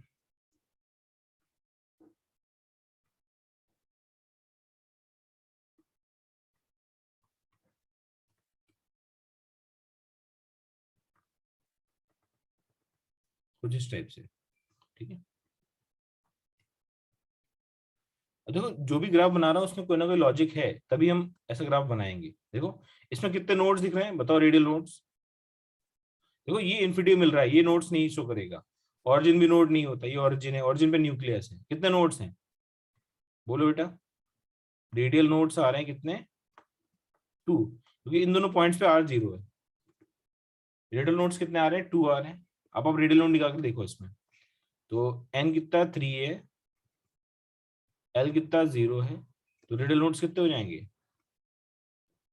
रेडियल नोड्स होंगे n माइनस l माइनस 1, मतलब 3 माइनस 0 माइनस 1 कितना 2 आ रहा है। टू टैली कर रहा है यहाँ पे, देखो 3p, देखो 3p पे n कितना है 3 है, l कितना है sp 0 1 1 है, तो रेडियल नोड्स कितने होंगे n माइनस l माइनस 1, कितना आ जाएंगे 1 आ जाएंगे। इसमें कुछ सिर्फ एक ही नोड आ रहा है, ये नोड है हमारा, ये रेडियल नोड है, ठीक है, क्योंकि ऑरिजिन पे नोड नहीं होता, इन्फिनिटी पे भी नोड नहीं मानते, ठीक है। तो जो भी ग्राफ बन रहे हैं उसमें हम लॉजिकली ड्राइव कर सकते हैं कि भाई कितने नोड्स आ रहे हैं कितने नहीं आ रहे, ठीक है। 3s बन गया 3p बन गया, ठीक है। मतलब ये मुझे पता है ग्राफ ऊपर से शुरू होगा और इस एक्सिस को 2 बार काटेगा, तो कंफर्म एक ही पॉसिबिलिटी होगी ना, बाद में इधर इन्फिनिटी की तरफ अप्रोच करेगा। तो अगर ग्राफ 2 जगह काट रहा है तो नीचे आएगा फिर ऊपर आएगा तभी तो काटेगा। यहाँ पे 3D देखो, 3D अलग कर दो ध्यान से, ये हो जाएगा r ऑफ 3D और इधर हो जाएगा r अपॉन a नॉट। तो 3D कर्व क्या होता है, सिर्फ इस टाइप से होता है। इसमें कितने रेडियल नोड आ रहे हैं देखो, रेडियल नोड्स 3D कर्व है, n3 है ना, और l कितना है 0 1 2 spd 2 हो जाएगा। रेडियल नोड्स जाएंगे 3 माइनस 2 माइनस 1, के 0 आ रहे हैं, यस के कर्व कहीं कट कर रहा है, answer is no, solve radial node 0।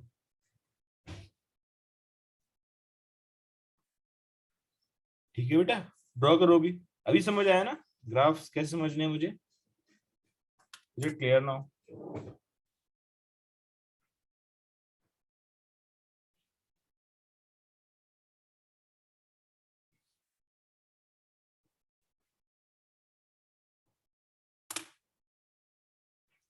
Graph वाले क्वेश्चंस तुम्हारे पेपर में लोग दे देते हैं, है ना, जनरली। अब जैसे तुम टेस्ट फेस दोगे, कुछ कुछ क्वेश्चन ना ग्राफ पे आते हैं, तो हमें परेशान नहीं होना ग्राफ क्वेश्चन देख के, कुछ ना कुछ लॉजिक लगा के उनको हमें सॉल्व करना है।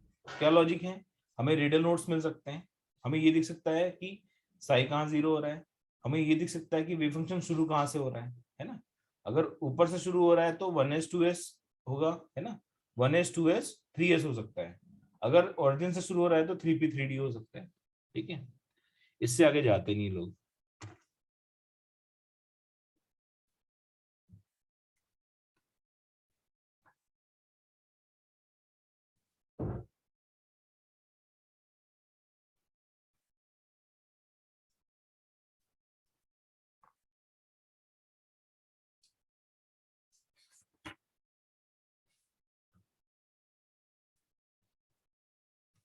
अब यार मैं फंक्शन लिखवा रहा हूँ तुम्हें, भले इसको मत पढ़ना तुम, बट मैं लिखवा दे रहा हूँ। क्यों लिखवा रहा हूँ, क्योंकि तुम्हें ये कहने का मौका ना मिले सर ने ये फंक्शंस नहीं बताए थे, ठीक है। तो 1s 2s लिख लिया था हमने, 2p लिखो। अच्छा 2p लिखने से पहले एक चीज लिख लो, जो सिग्मा सिग्मा वर्ड यूज करूंगा मैं, सिग्मा जो होता है वो ZR अपॉन A नॉट होता है, ठीक है। सिग्मा वर्ड जो होता है वो equal to ZR upon A naught होता है। Z एटॉमिक नंबर है, R जो है रेडियल डिस्टेंस है, A नॉट क्या है, बोर्स फर्स्ट ऑर्बिट है, ठीक है। तो 1s 2s हो गया था, 2p लिख लेते हैं, R फॉर 2p। इसकी वैल्यू कितनी है, इसकी वैल्यू है 1/√3, 1/√3 ब्रैकेट में Z अपॉन 2A नॉट की पावर 3/2 इंटू सिग्मा e की पावर माइनस सिग्मा बाई 2, ठीक है। सिग्मा कितना है, ZR अपॉन A नॉट है, ठीक है। सिग्मा इंटू e की power minus sigma by 2, R of 2s 2p हो गया, 3s लिख लो, R of 3s is equal to, तो जगह 2/27 ब्रैकेट में Z upon 3A naught, Z upon 3A naught की पावर कितना 3/2, अंदर हो जाएगा 27 माइनस का 18 सिग्मा प्लस का 2 sigma square into E to power minus sigma by 3, E to power minus का सिग्मा अपॉन 3, ठीक है। अगला देखो 3p, और 3p क्या होता है, ये जाता है 1/81√3 ब्रैकेट में 2z अपॉन A नॉट की power 3/2, 2z upon A naught की पावर 3/2 ब्रैकेट में 6 minus sigma into sigma E to power minus sigma by 3, ये 3p हो गया। लास्ट है 3d वाला, R 3d क्या होगा बेटा, ये हो जाएगा 1/81 √15 ब्रैकेट में 2z/a0 into sigma square e⁻⁻⁴। ठीक है, ये क्लियर है। अब ये वेव फंक्शन अगेन मैंने बोला ना, हमें डेरिवेशन नहीं करना है, मैंने लिखवा दी बस तुम्हें कि पता रहे तुम्हें ग्राफ्स कहां से हैं, इनको रीड नहीं करना है। No need to study them, no need to learn them. ठीक है,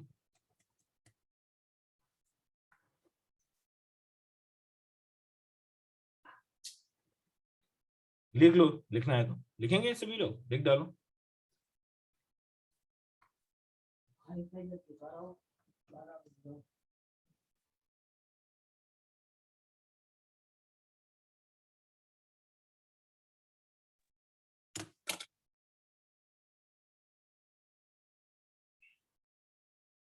टाइम कितना बचा अपने पास बेटा?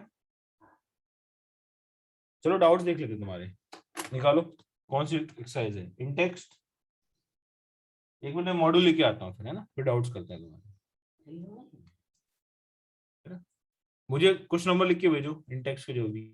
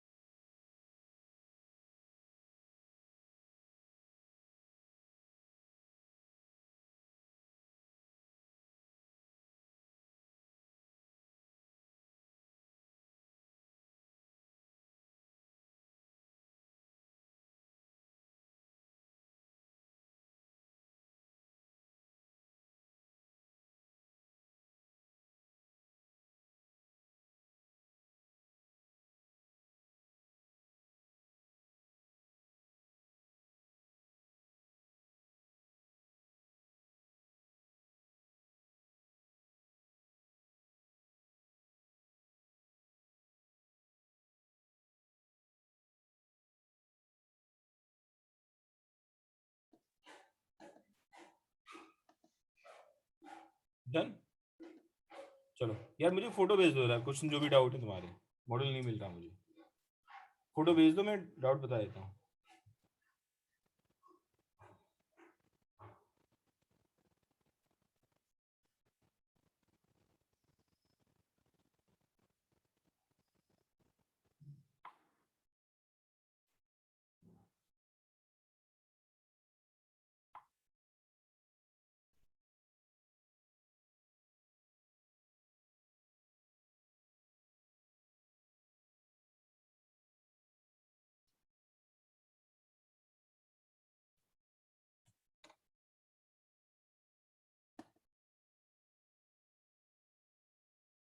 ये चैप्टर फिनिश हो गया बेटा, खाली 3 चीजें बची हैं, 3 क्या 4 चीजें बची हैं, बता ही देता हूँ।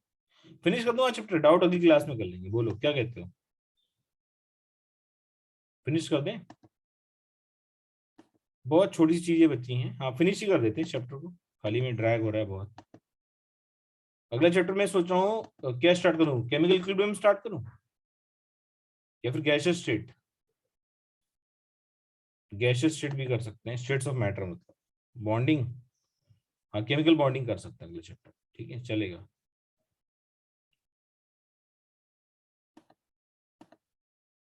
चलो देखो, अभी 3 प्रिंसिपल्स हैं।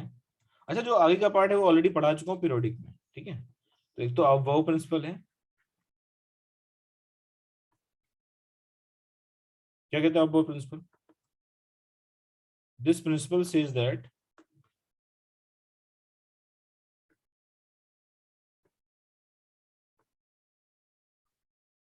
electrons in an atom are filled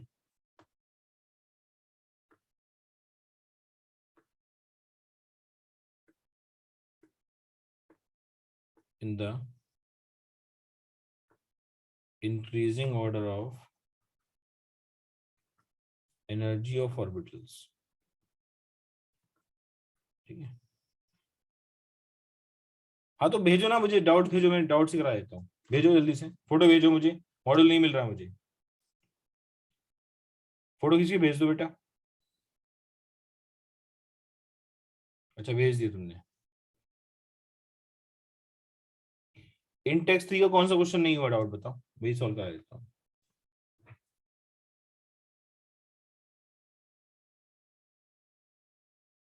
हाँ चलेगा, कोई कोई प्रॉब्लम नहीं है, जब तुम्हारे डाउट्स आ जाए तब पूछ लेना, ठीक है।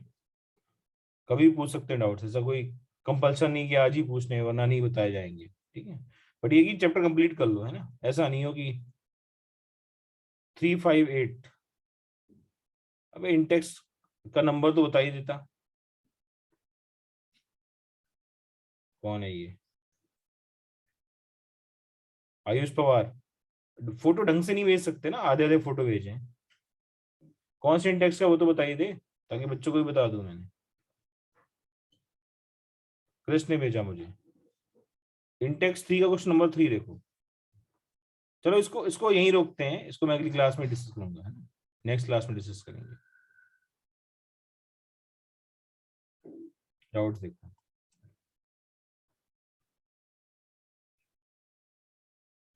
इंटेक्स 3 का थर्ड देखो।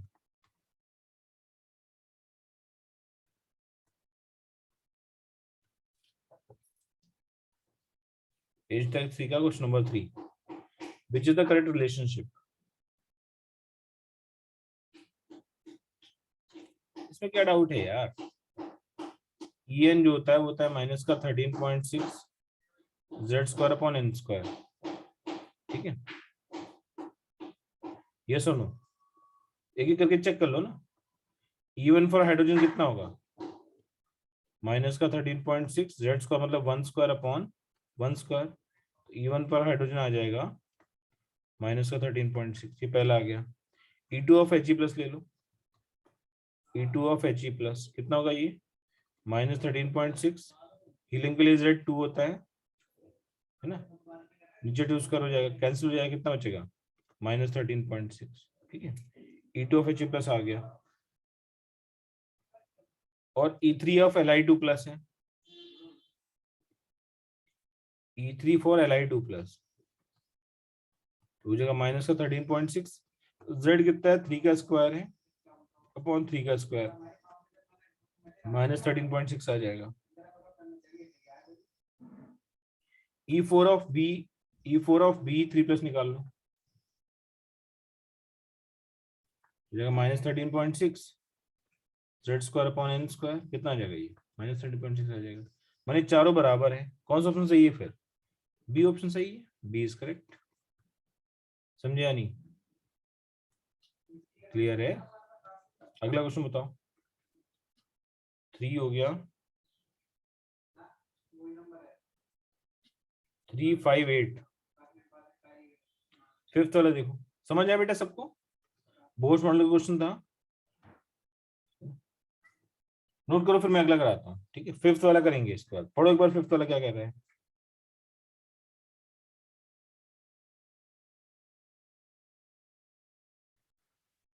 फिफ्थ वाला करेंगे इसके बाद, देखो सब। इंटेक्स 3 का 2 देख लेते हैं।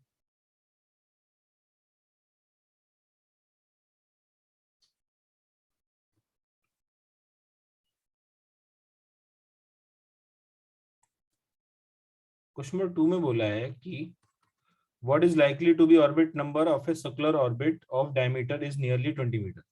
इसका n क्वेश्चन मार्क है, डायमीटर कितना दिया है 20 नैनोमीटर, रेडियस कितनी होगी 10 नैनोमीटर, 10 इंटू 10⁻⁹ मीटर्स है ना। और रेडियस का फॉर्मूला हमने पढ़ा था 0.529 इंटू 10⁻⁻10 इंटू n²/z पढ़ा था। रेडियस की वैल्यू डाल दो, तो 10 into 10⁻⁹ is equal to 0.529 into 10⁻⁻10 into n²। n² बताना है मुझे। z क्या हाइड्रोजन एटम है तो 1 हो जाएगा है ना, h एटम है तो z 1 हो जाएगा। n² कितना आ जाएगा, n² आ जाएगा 10 इंटू 10⁻⁹ अपॉन 0.529 इंटू 10⁻⁻10। ठीक, कितना आ जाएगा बोलो, सॉल्व करो बेटा।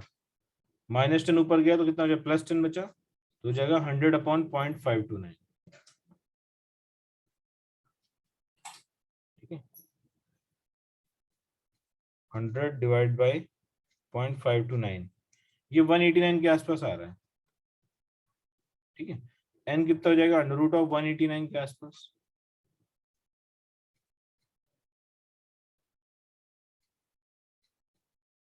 ये 13.7 आ रहा है। 13.7 मतलब क्या ले लें फिर बताओ, 13.7 को 14 ले लो, एक ही ऑप्शन सही है। 13.7 इसको ले लो आप लोग 14, ये आंसर है। ठीक है, क्लियर है, अप्रोक्सीमेटली पूछा है।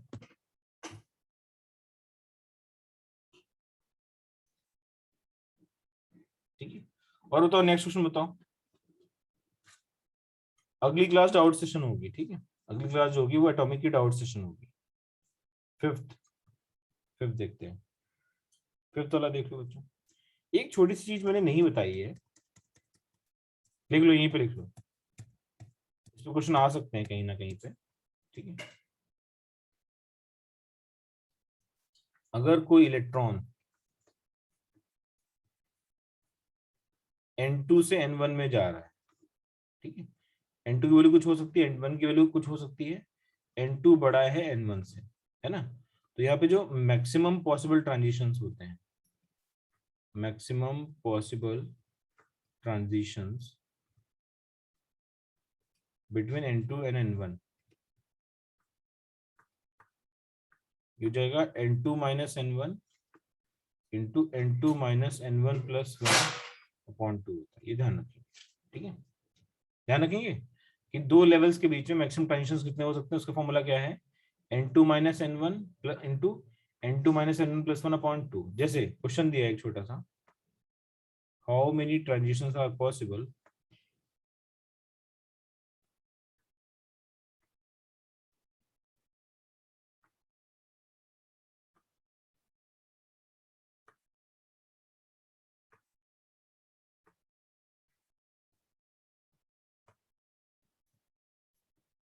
how many maximum transitions are possible when electron jumps from n equal to 4 to n equal to 1, n2 4 आ गया, n1 1 आ गया, तो मैक्सिमम ट्रांजिशंस कितने होंगे, n2 minus n1 into n2 minus n1 plus 1/2, 4 में से गया 3 इंटू 4/2, 6 आ जाएंगे, आ जाएंगे। अभी ट्रांजिशन देख लो एक बार, n इक्वल टू 1 है, n इक्वल टू 2 है, n इक्वल टू 3 है और n इक्वल टू 4 है। ट्रांजिशन देखो कौन कौन से पॉसिबल होंगे।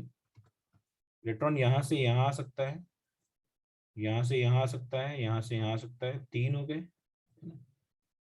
4 हो गए, ये 5 हो गए, और एक पॉसिबिलिटी क्या होगी, सीधे यहाँ से यहाँ जम मारते हैं। 6 पॉसिबिलिटीज है। क्लियर है, बोलो बच्चों।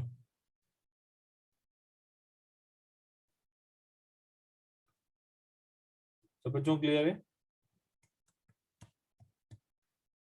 तो ये एक फॉर्मूला नहीं बताया था, बता दिया मैंने। दूसरी बात होती है क्वांटाइजेशन ऑफ एंगुलर मोमेंटम। तो मान लेते हैं यहाँ पे हम क्लासिकल और क्वांटम दोनों कॉन्सेप्ट्स को मिक्स कर रहे हैं। ठीक है, क्या मिक्स कर रहे हैं यहाँ पे देखना।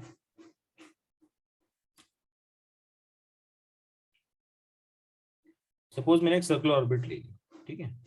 अच्छा, इस सर्कुलर ऑर्बिट के ऊपर इलेक्ट्रॉन वेव मूव कर रही है, ठीक है। तो अगर इस सर्कुलर ऑर्बिट के ऊपर इलेक्ट्रॉन वेव मूव कर रही है, क्या देखा गया है,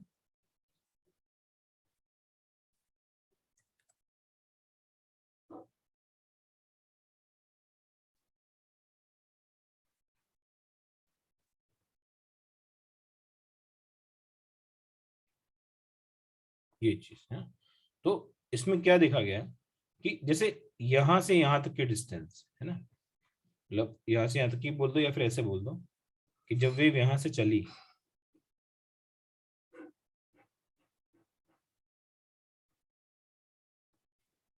जब यहाँ से चली और यहाँ पे खत्म हुई, तो ये डिस्टेंस क्या होती है, लैम्डा के बराबर होती है। वेव यहाँ से चली और यहाँ पे खत्म हुई, तो ये डिस्टेंस तो ये भी लैम्डा के बराबर होगी। ये सुनो, यहाँ से यहाँ तक की डिस्टेंस, तो अगर इस ऑर्बिट की रेडियस r है ना, तो ये जो 2πr डिस्टेंस होती है, 2πr जो डिस्टेंस होती है ये n लैम्डा के बराबर होती है। इसको बोलते हैं क्वांटाइजेशन ऑफ एंगुलर मोमेंटम। क्या बोलते हैं? Quantization of angular momentum.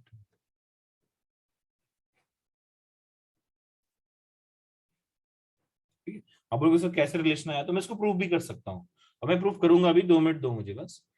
2πr equal to n lambda का मतलब क्या है कि ये जो टोटल डिस्टेंस है उस पे एक इंटीग्रल नंबर ऑफ वेव्स ही आएंगे। अगर इंटीग्रल नंबर ऑफ वेव्स नहीं है तो क्या होगा, यहाँ पे कुछ ऐसा केस बनेगा जहां पे एनर्जी लॉस हो जाएगा। मान लो कोई वेव ऐसे मिल रही है, एक वेव ऐसे जा रही थी और दूसरी वेव ऐसे आ गई, तो यहाँ पे एनर्जी लॉस हो जाएगा। ठीक है, यहाँ पे एनर्जी लॉस हो जाएगा, जबकि इलेक्ट्रॉन जब मूव करता है तो एनर्जी लॉसेस नहीं होती।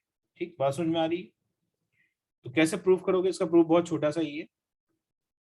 मैंने बचपन में पढ़ा था कि M V R equal to N H upon 2 pi होता है, पढ़ा था। और हमने ये भी पढ़ा था कि लैम्डा जो होता है वो एच अपॉन एम वी के बराबर होता है। यस और नो? एम वी को उठा के यहाँ से वहां डाल दो। ये डिब्रोगली ने दिया था, अगर आपको याद हो तो। ये डिब्रोगली ने कहा था, ये हमारा बोहर ने कहा था। दोनों को मिक्स कर देते हैं। एम वी कितना हो जाएगा? एम वी हो जाएगा हमारा एच बाई लैम्डा। पुट कर दो यहाँ पे, H by lambda into R is to N H upon 2 pi. H से एच कैंसिल हो गया, तो यहाँ से आ जाएगा 2 pi R equal to N lambda. Clear है बेटा? मतलब ये जो डिस्टेंस होगी टोटल 2 पाई आर, उस पर एक इंटीग्रल नंबर ऑफ वेव्स ही आ सकते हैं। यहाँ पे n क्या है? What is n? यहाँ पे जो n है वो प्रिंसिपल क्वांटम नंबर है। n क्या है? n is principal quantum number. कोई क्वेश्चन आया तो उसके लिए मैंने बता दिया आपको, हम डिस्कस करेंगे बाद में इसको। ठीक है, कोई भी क्वेश्चन आएगा तो वहीं पे इसको और डिटेल में डिस्कस कर लेंगे। डिटेल का मतलब इतना ही है, और कुछ है नहीं इसमें, है ना? समझ में आ रहा है ना कि जो 2 पाई आर डिस्टेंस है वो एन लैम्डा के बराबर होगी, जहाँ पे एन को प्रिंसिपल क्वांटम नंबर बोल सकते हो या इनको हम शेल नंबर भी बोल सकते हैं। क्या बोल सकते हैं? Shell number.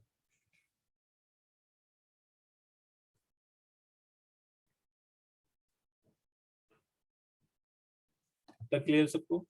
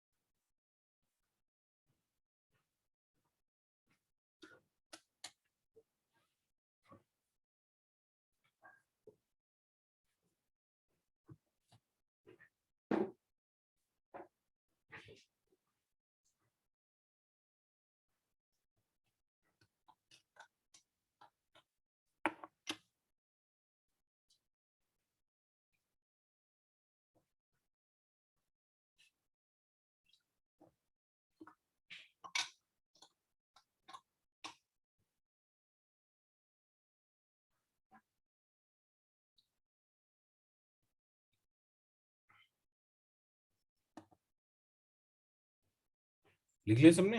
डन? चलो आगे देखो, बाद में लिख लेना, मेरे डाउट्स देख लेता हूँ फिर।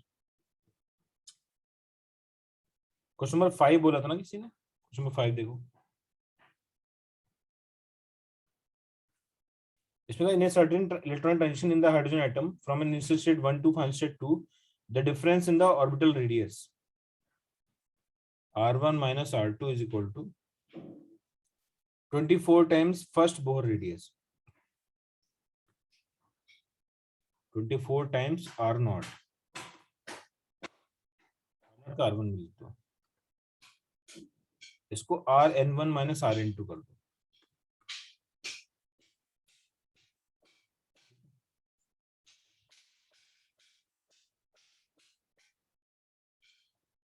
ठीक है, वैल्यू डाल दो, तो ये हो जाएगा 0.529 into n1 square by z1 हो जाएगा माइनस का 0.529 into n2 square by 1 is equal to 24 into 0.529 into 1 square by z is 1 हो जाएगा। जो 0.529 है वो कैंसिल हो जाएगा, क्या बचेगा m1 square minus n2 square is equal to 24 आ गया। कब हो सकता है ये, जब इसको 5 का स्क्वायर ले लो माइनस 1 का स्क्वायर ले लो इज इक्वल टू 24 आ जाएगा। 5 से 1, ए ऑप्शन सही है, समझे या नहीं? हिट एंड ट्रायल ही था ये, क्लियर है? बोलो, इसमें 2 अननोन एक इक्वेशन है तो हम ऑप्शन चेक कर लेंगे इसमें, ठीक है? 2 अननोन है एक इक्वेशन है तो हम ऑप्शन चेक कर लेंगे। और कौन सा डाउट है बेटा इंटेक्स 3 के बाद? और कौन सा डाउट है?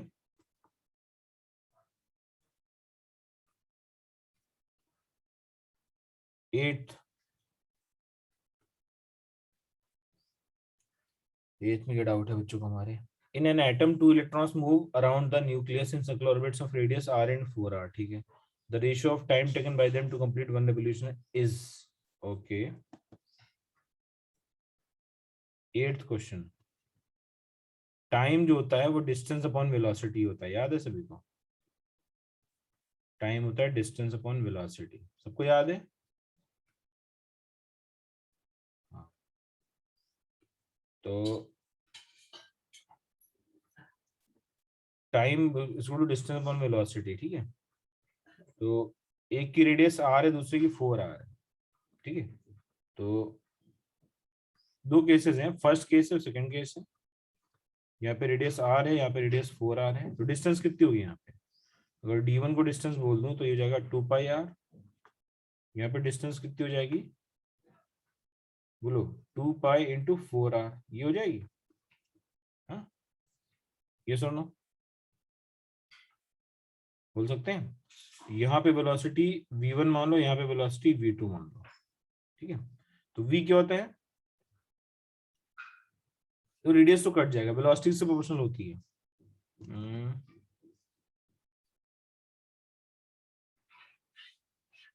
चलो देखते हैं।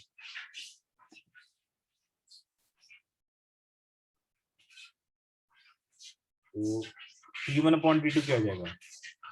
T1 अपॉन T2 आ जाएगा, डिस्टेंस है D1 upon V1 divided by D2 upon V2, यही हो जाएगा ना? ये जगह D1 upon D2 into V2 upon V1, ये आ जाएगा। आ जाएगा, बोलो बच्चा।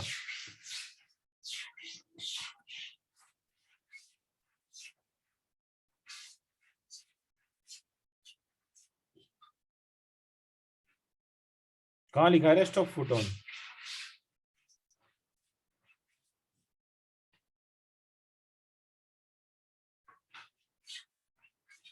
अब देखो यहाँ पे जो रिलेशन दिया है D1 अपॉन D2 है ना, D1 मुझे पता कितना है, D1 है हमारा 2πr और D2 कितना है 8πr।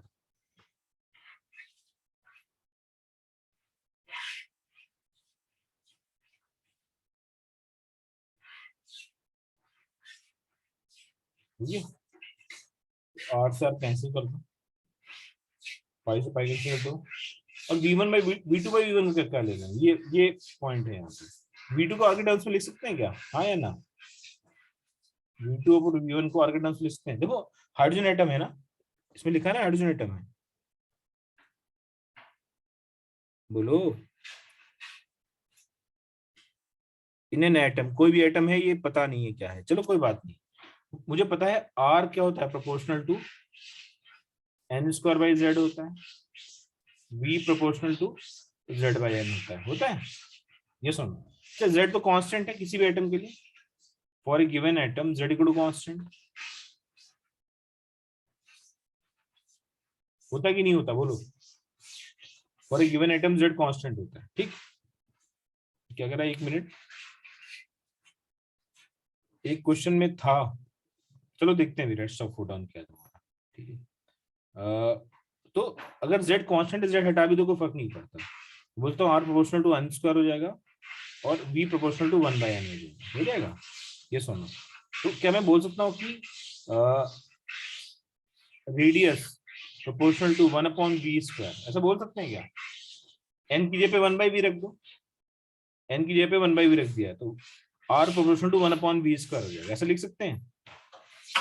v प्रोपोर्शनल टू किसके हो जाएगा, v प्रोपोर्शनल टू 1/√ऑफ रेडियस। क्या ये बात क्लियर है ना? तो ये हो जाएगा 2/8 इंटू ये हो जाएगा √r2/r1, वैल्यू डाल दो आंसर आ गया 1/4 √r2 कितना है, r2 is 4r, r1 is r, 4r, r1 is r, r से r कट गया, कितना आ जाएगा, 2/4 आ जाएगा, 1/2 आ रहा है आंसर। बोलो क्लियर है सभी को? रिप्लाई करना बेटा, ये बात समझ आ गई ना?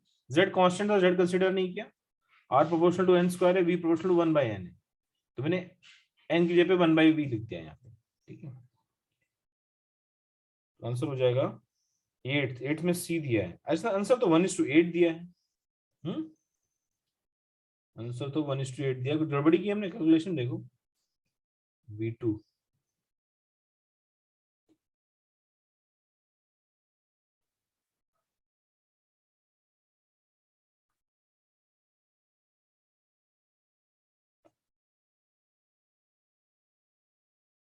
अच्छा कुछ गड़बड़ी की हमने, चेक करो,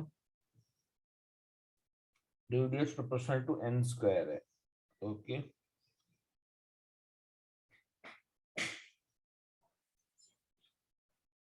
v2/v1, v2 क्या है, v प्रोपोर्शनल, गड़बड़ कर दिया ना मैंने यहाँ पे, हाँ हाँ गड़बड़ किया ना, सॉरी, यहाँ पे क्या था, v2 प्रोपोर्शनल टू 1/r है ना, तो ये जगह 2/8 मतलब 1/4 हो जाएगा, √of v2 proportional to 1/r, तो अगर v2 ऊपर है तो r2 नीचे होगा, r1 ऊपर होगा। अब सही है, बोलो मेरे बच्चों, इनवर्सली प्रोपोर्शनल है ना, 1/4 हो जाएगा, r1 कितना है, r1 है हमारा r2 है 4r, इसीलिए गलत आ रहा था, r से r कैंसिल हो जाएगा, ये 1/8 आ जाएगा। ठीक है, कौन सा ऑप्शन सही है फिर, सी इज राइट ऑप्शन। क्लियर है बेटा? चलो आगे देखते हैं, अगला क्वेश्चन देखते हैं, अगला कौन सा क्वेश्चन नहीं हुआ, ये इनवर्सली प्रोपोर्शनल था ना, हमने डायरेक्टली ले लिया था ना, इसलिए गलत आ रहा था आंसर। ठीक है, नोट कर लो जल्दी से,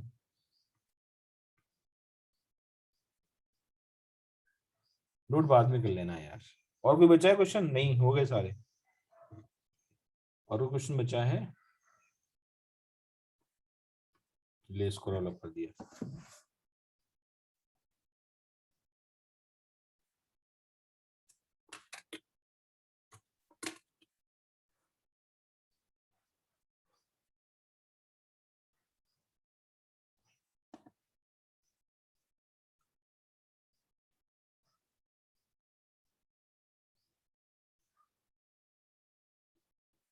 जितना पढ़ाऊंगा उतना ही आएगा एमटी में। ठीक है, जितना पढ़ाऊंगा, एमटी में क्या टॉपिक्स दिए थे वैसे इन्होंने, एमटी में टॉपिक्स वगैरह दिए, देखा आपने?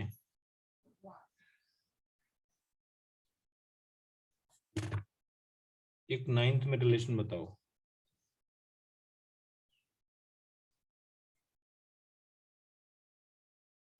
केमिकल बॉन्डिंग करेंगे फिर इसके बाद। ठीक है, केमिकल बॉन्डिंग दिया है तो केमिकल बॉन्डिंग हो जाएगा जल्दी, बहुत बड़ा चैप्टर नहीं है। ठीक है,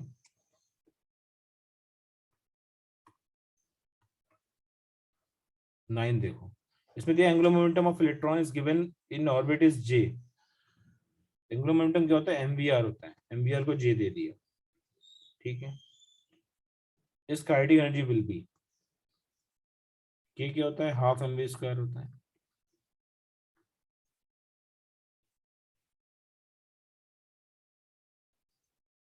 अच्छा, तो the angular momentum of an electron in a given orbit is j, its kinetic energy will be half mv square। mv कितना आ जाएगा यहाँ से, mv आ जाएगा j बाई आर, आ जाएगा, इसलिए इसमें half M square V square by M लिख देते हैं।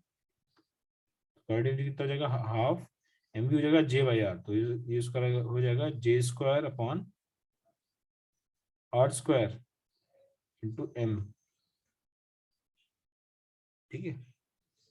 कौन सा ऑप्शन है, ये आ जाएगा फिर, यस और नो, ये सही है। ये भी कोई क्वेश्चन था क्या,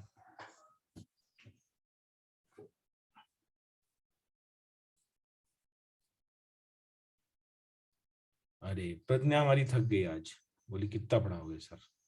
चलो ठीक है, तो ग्राफ के लिए परेशान मत होना बिल्कुल भी, मैं सच कह रहा हूँ, ग्राफ के लिए इतना कोई टेंशन लेने की जरूरत नहीं है। बट ये अब यार तुम लोग ना, तुम लोग ऐसे लोग हो जो तुम रैंक बूस्टर भी लगाओगे, लगाओगे है ना, नरेंद्र अवस्थी भी लगाओगे, तुम दुनिया भर की जो टेस्ट सीरीज चलती है फिट जी विट जी की वो भी दोगे, तो उसमें ऐसे क्वेश्चन आएंगे, इसलिए मैंने बता दिया। जेई एडवांस में आपसे इतना हाई फाई क्वेश्चन नहीं पूछता, ये बात ध्यान रखना, ठीक है। बहुत बेसिक्स पे क्वेश्चन आता है जो आप आराम से कर पाओगे। अब तुम कहोगे सर फंक्शन क्यों बता दिए, अभी कुछ दिन पहले प्रथमेश ने मेरे से पूछा था फंक्शन, जो तुम्हारा सीनियर है 12th वाला, तो फंक्शन पूछे उन्होंने इसलिए मैंने बता दिए। अब तुम्हें ये ना लगे सर ने पढ़ाया नहीं छोड़ दिया ये तो, है ना, तो ऐसा कुछ ना लगे इसलिए बता दिए। रैंक बूस्टर में भी कुछ ऐसे क्वेश्चन मिल जाएंगे जो थोड़े आउट ऑफ सिलेबस टाइप के हैं, तो आपको अगर क्वेश्चन दिखे तो आप कर पाओ, इसलिए मैंने फंक्शन भी बता दिए, ठीक है। क्लियर है, समझे या नहीं। चलो ठीक है फिर, आज के लिए इतना ही रखते हैं, ठीक है, thank you very much, bye everyone.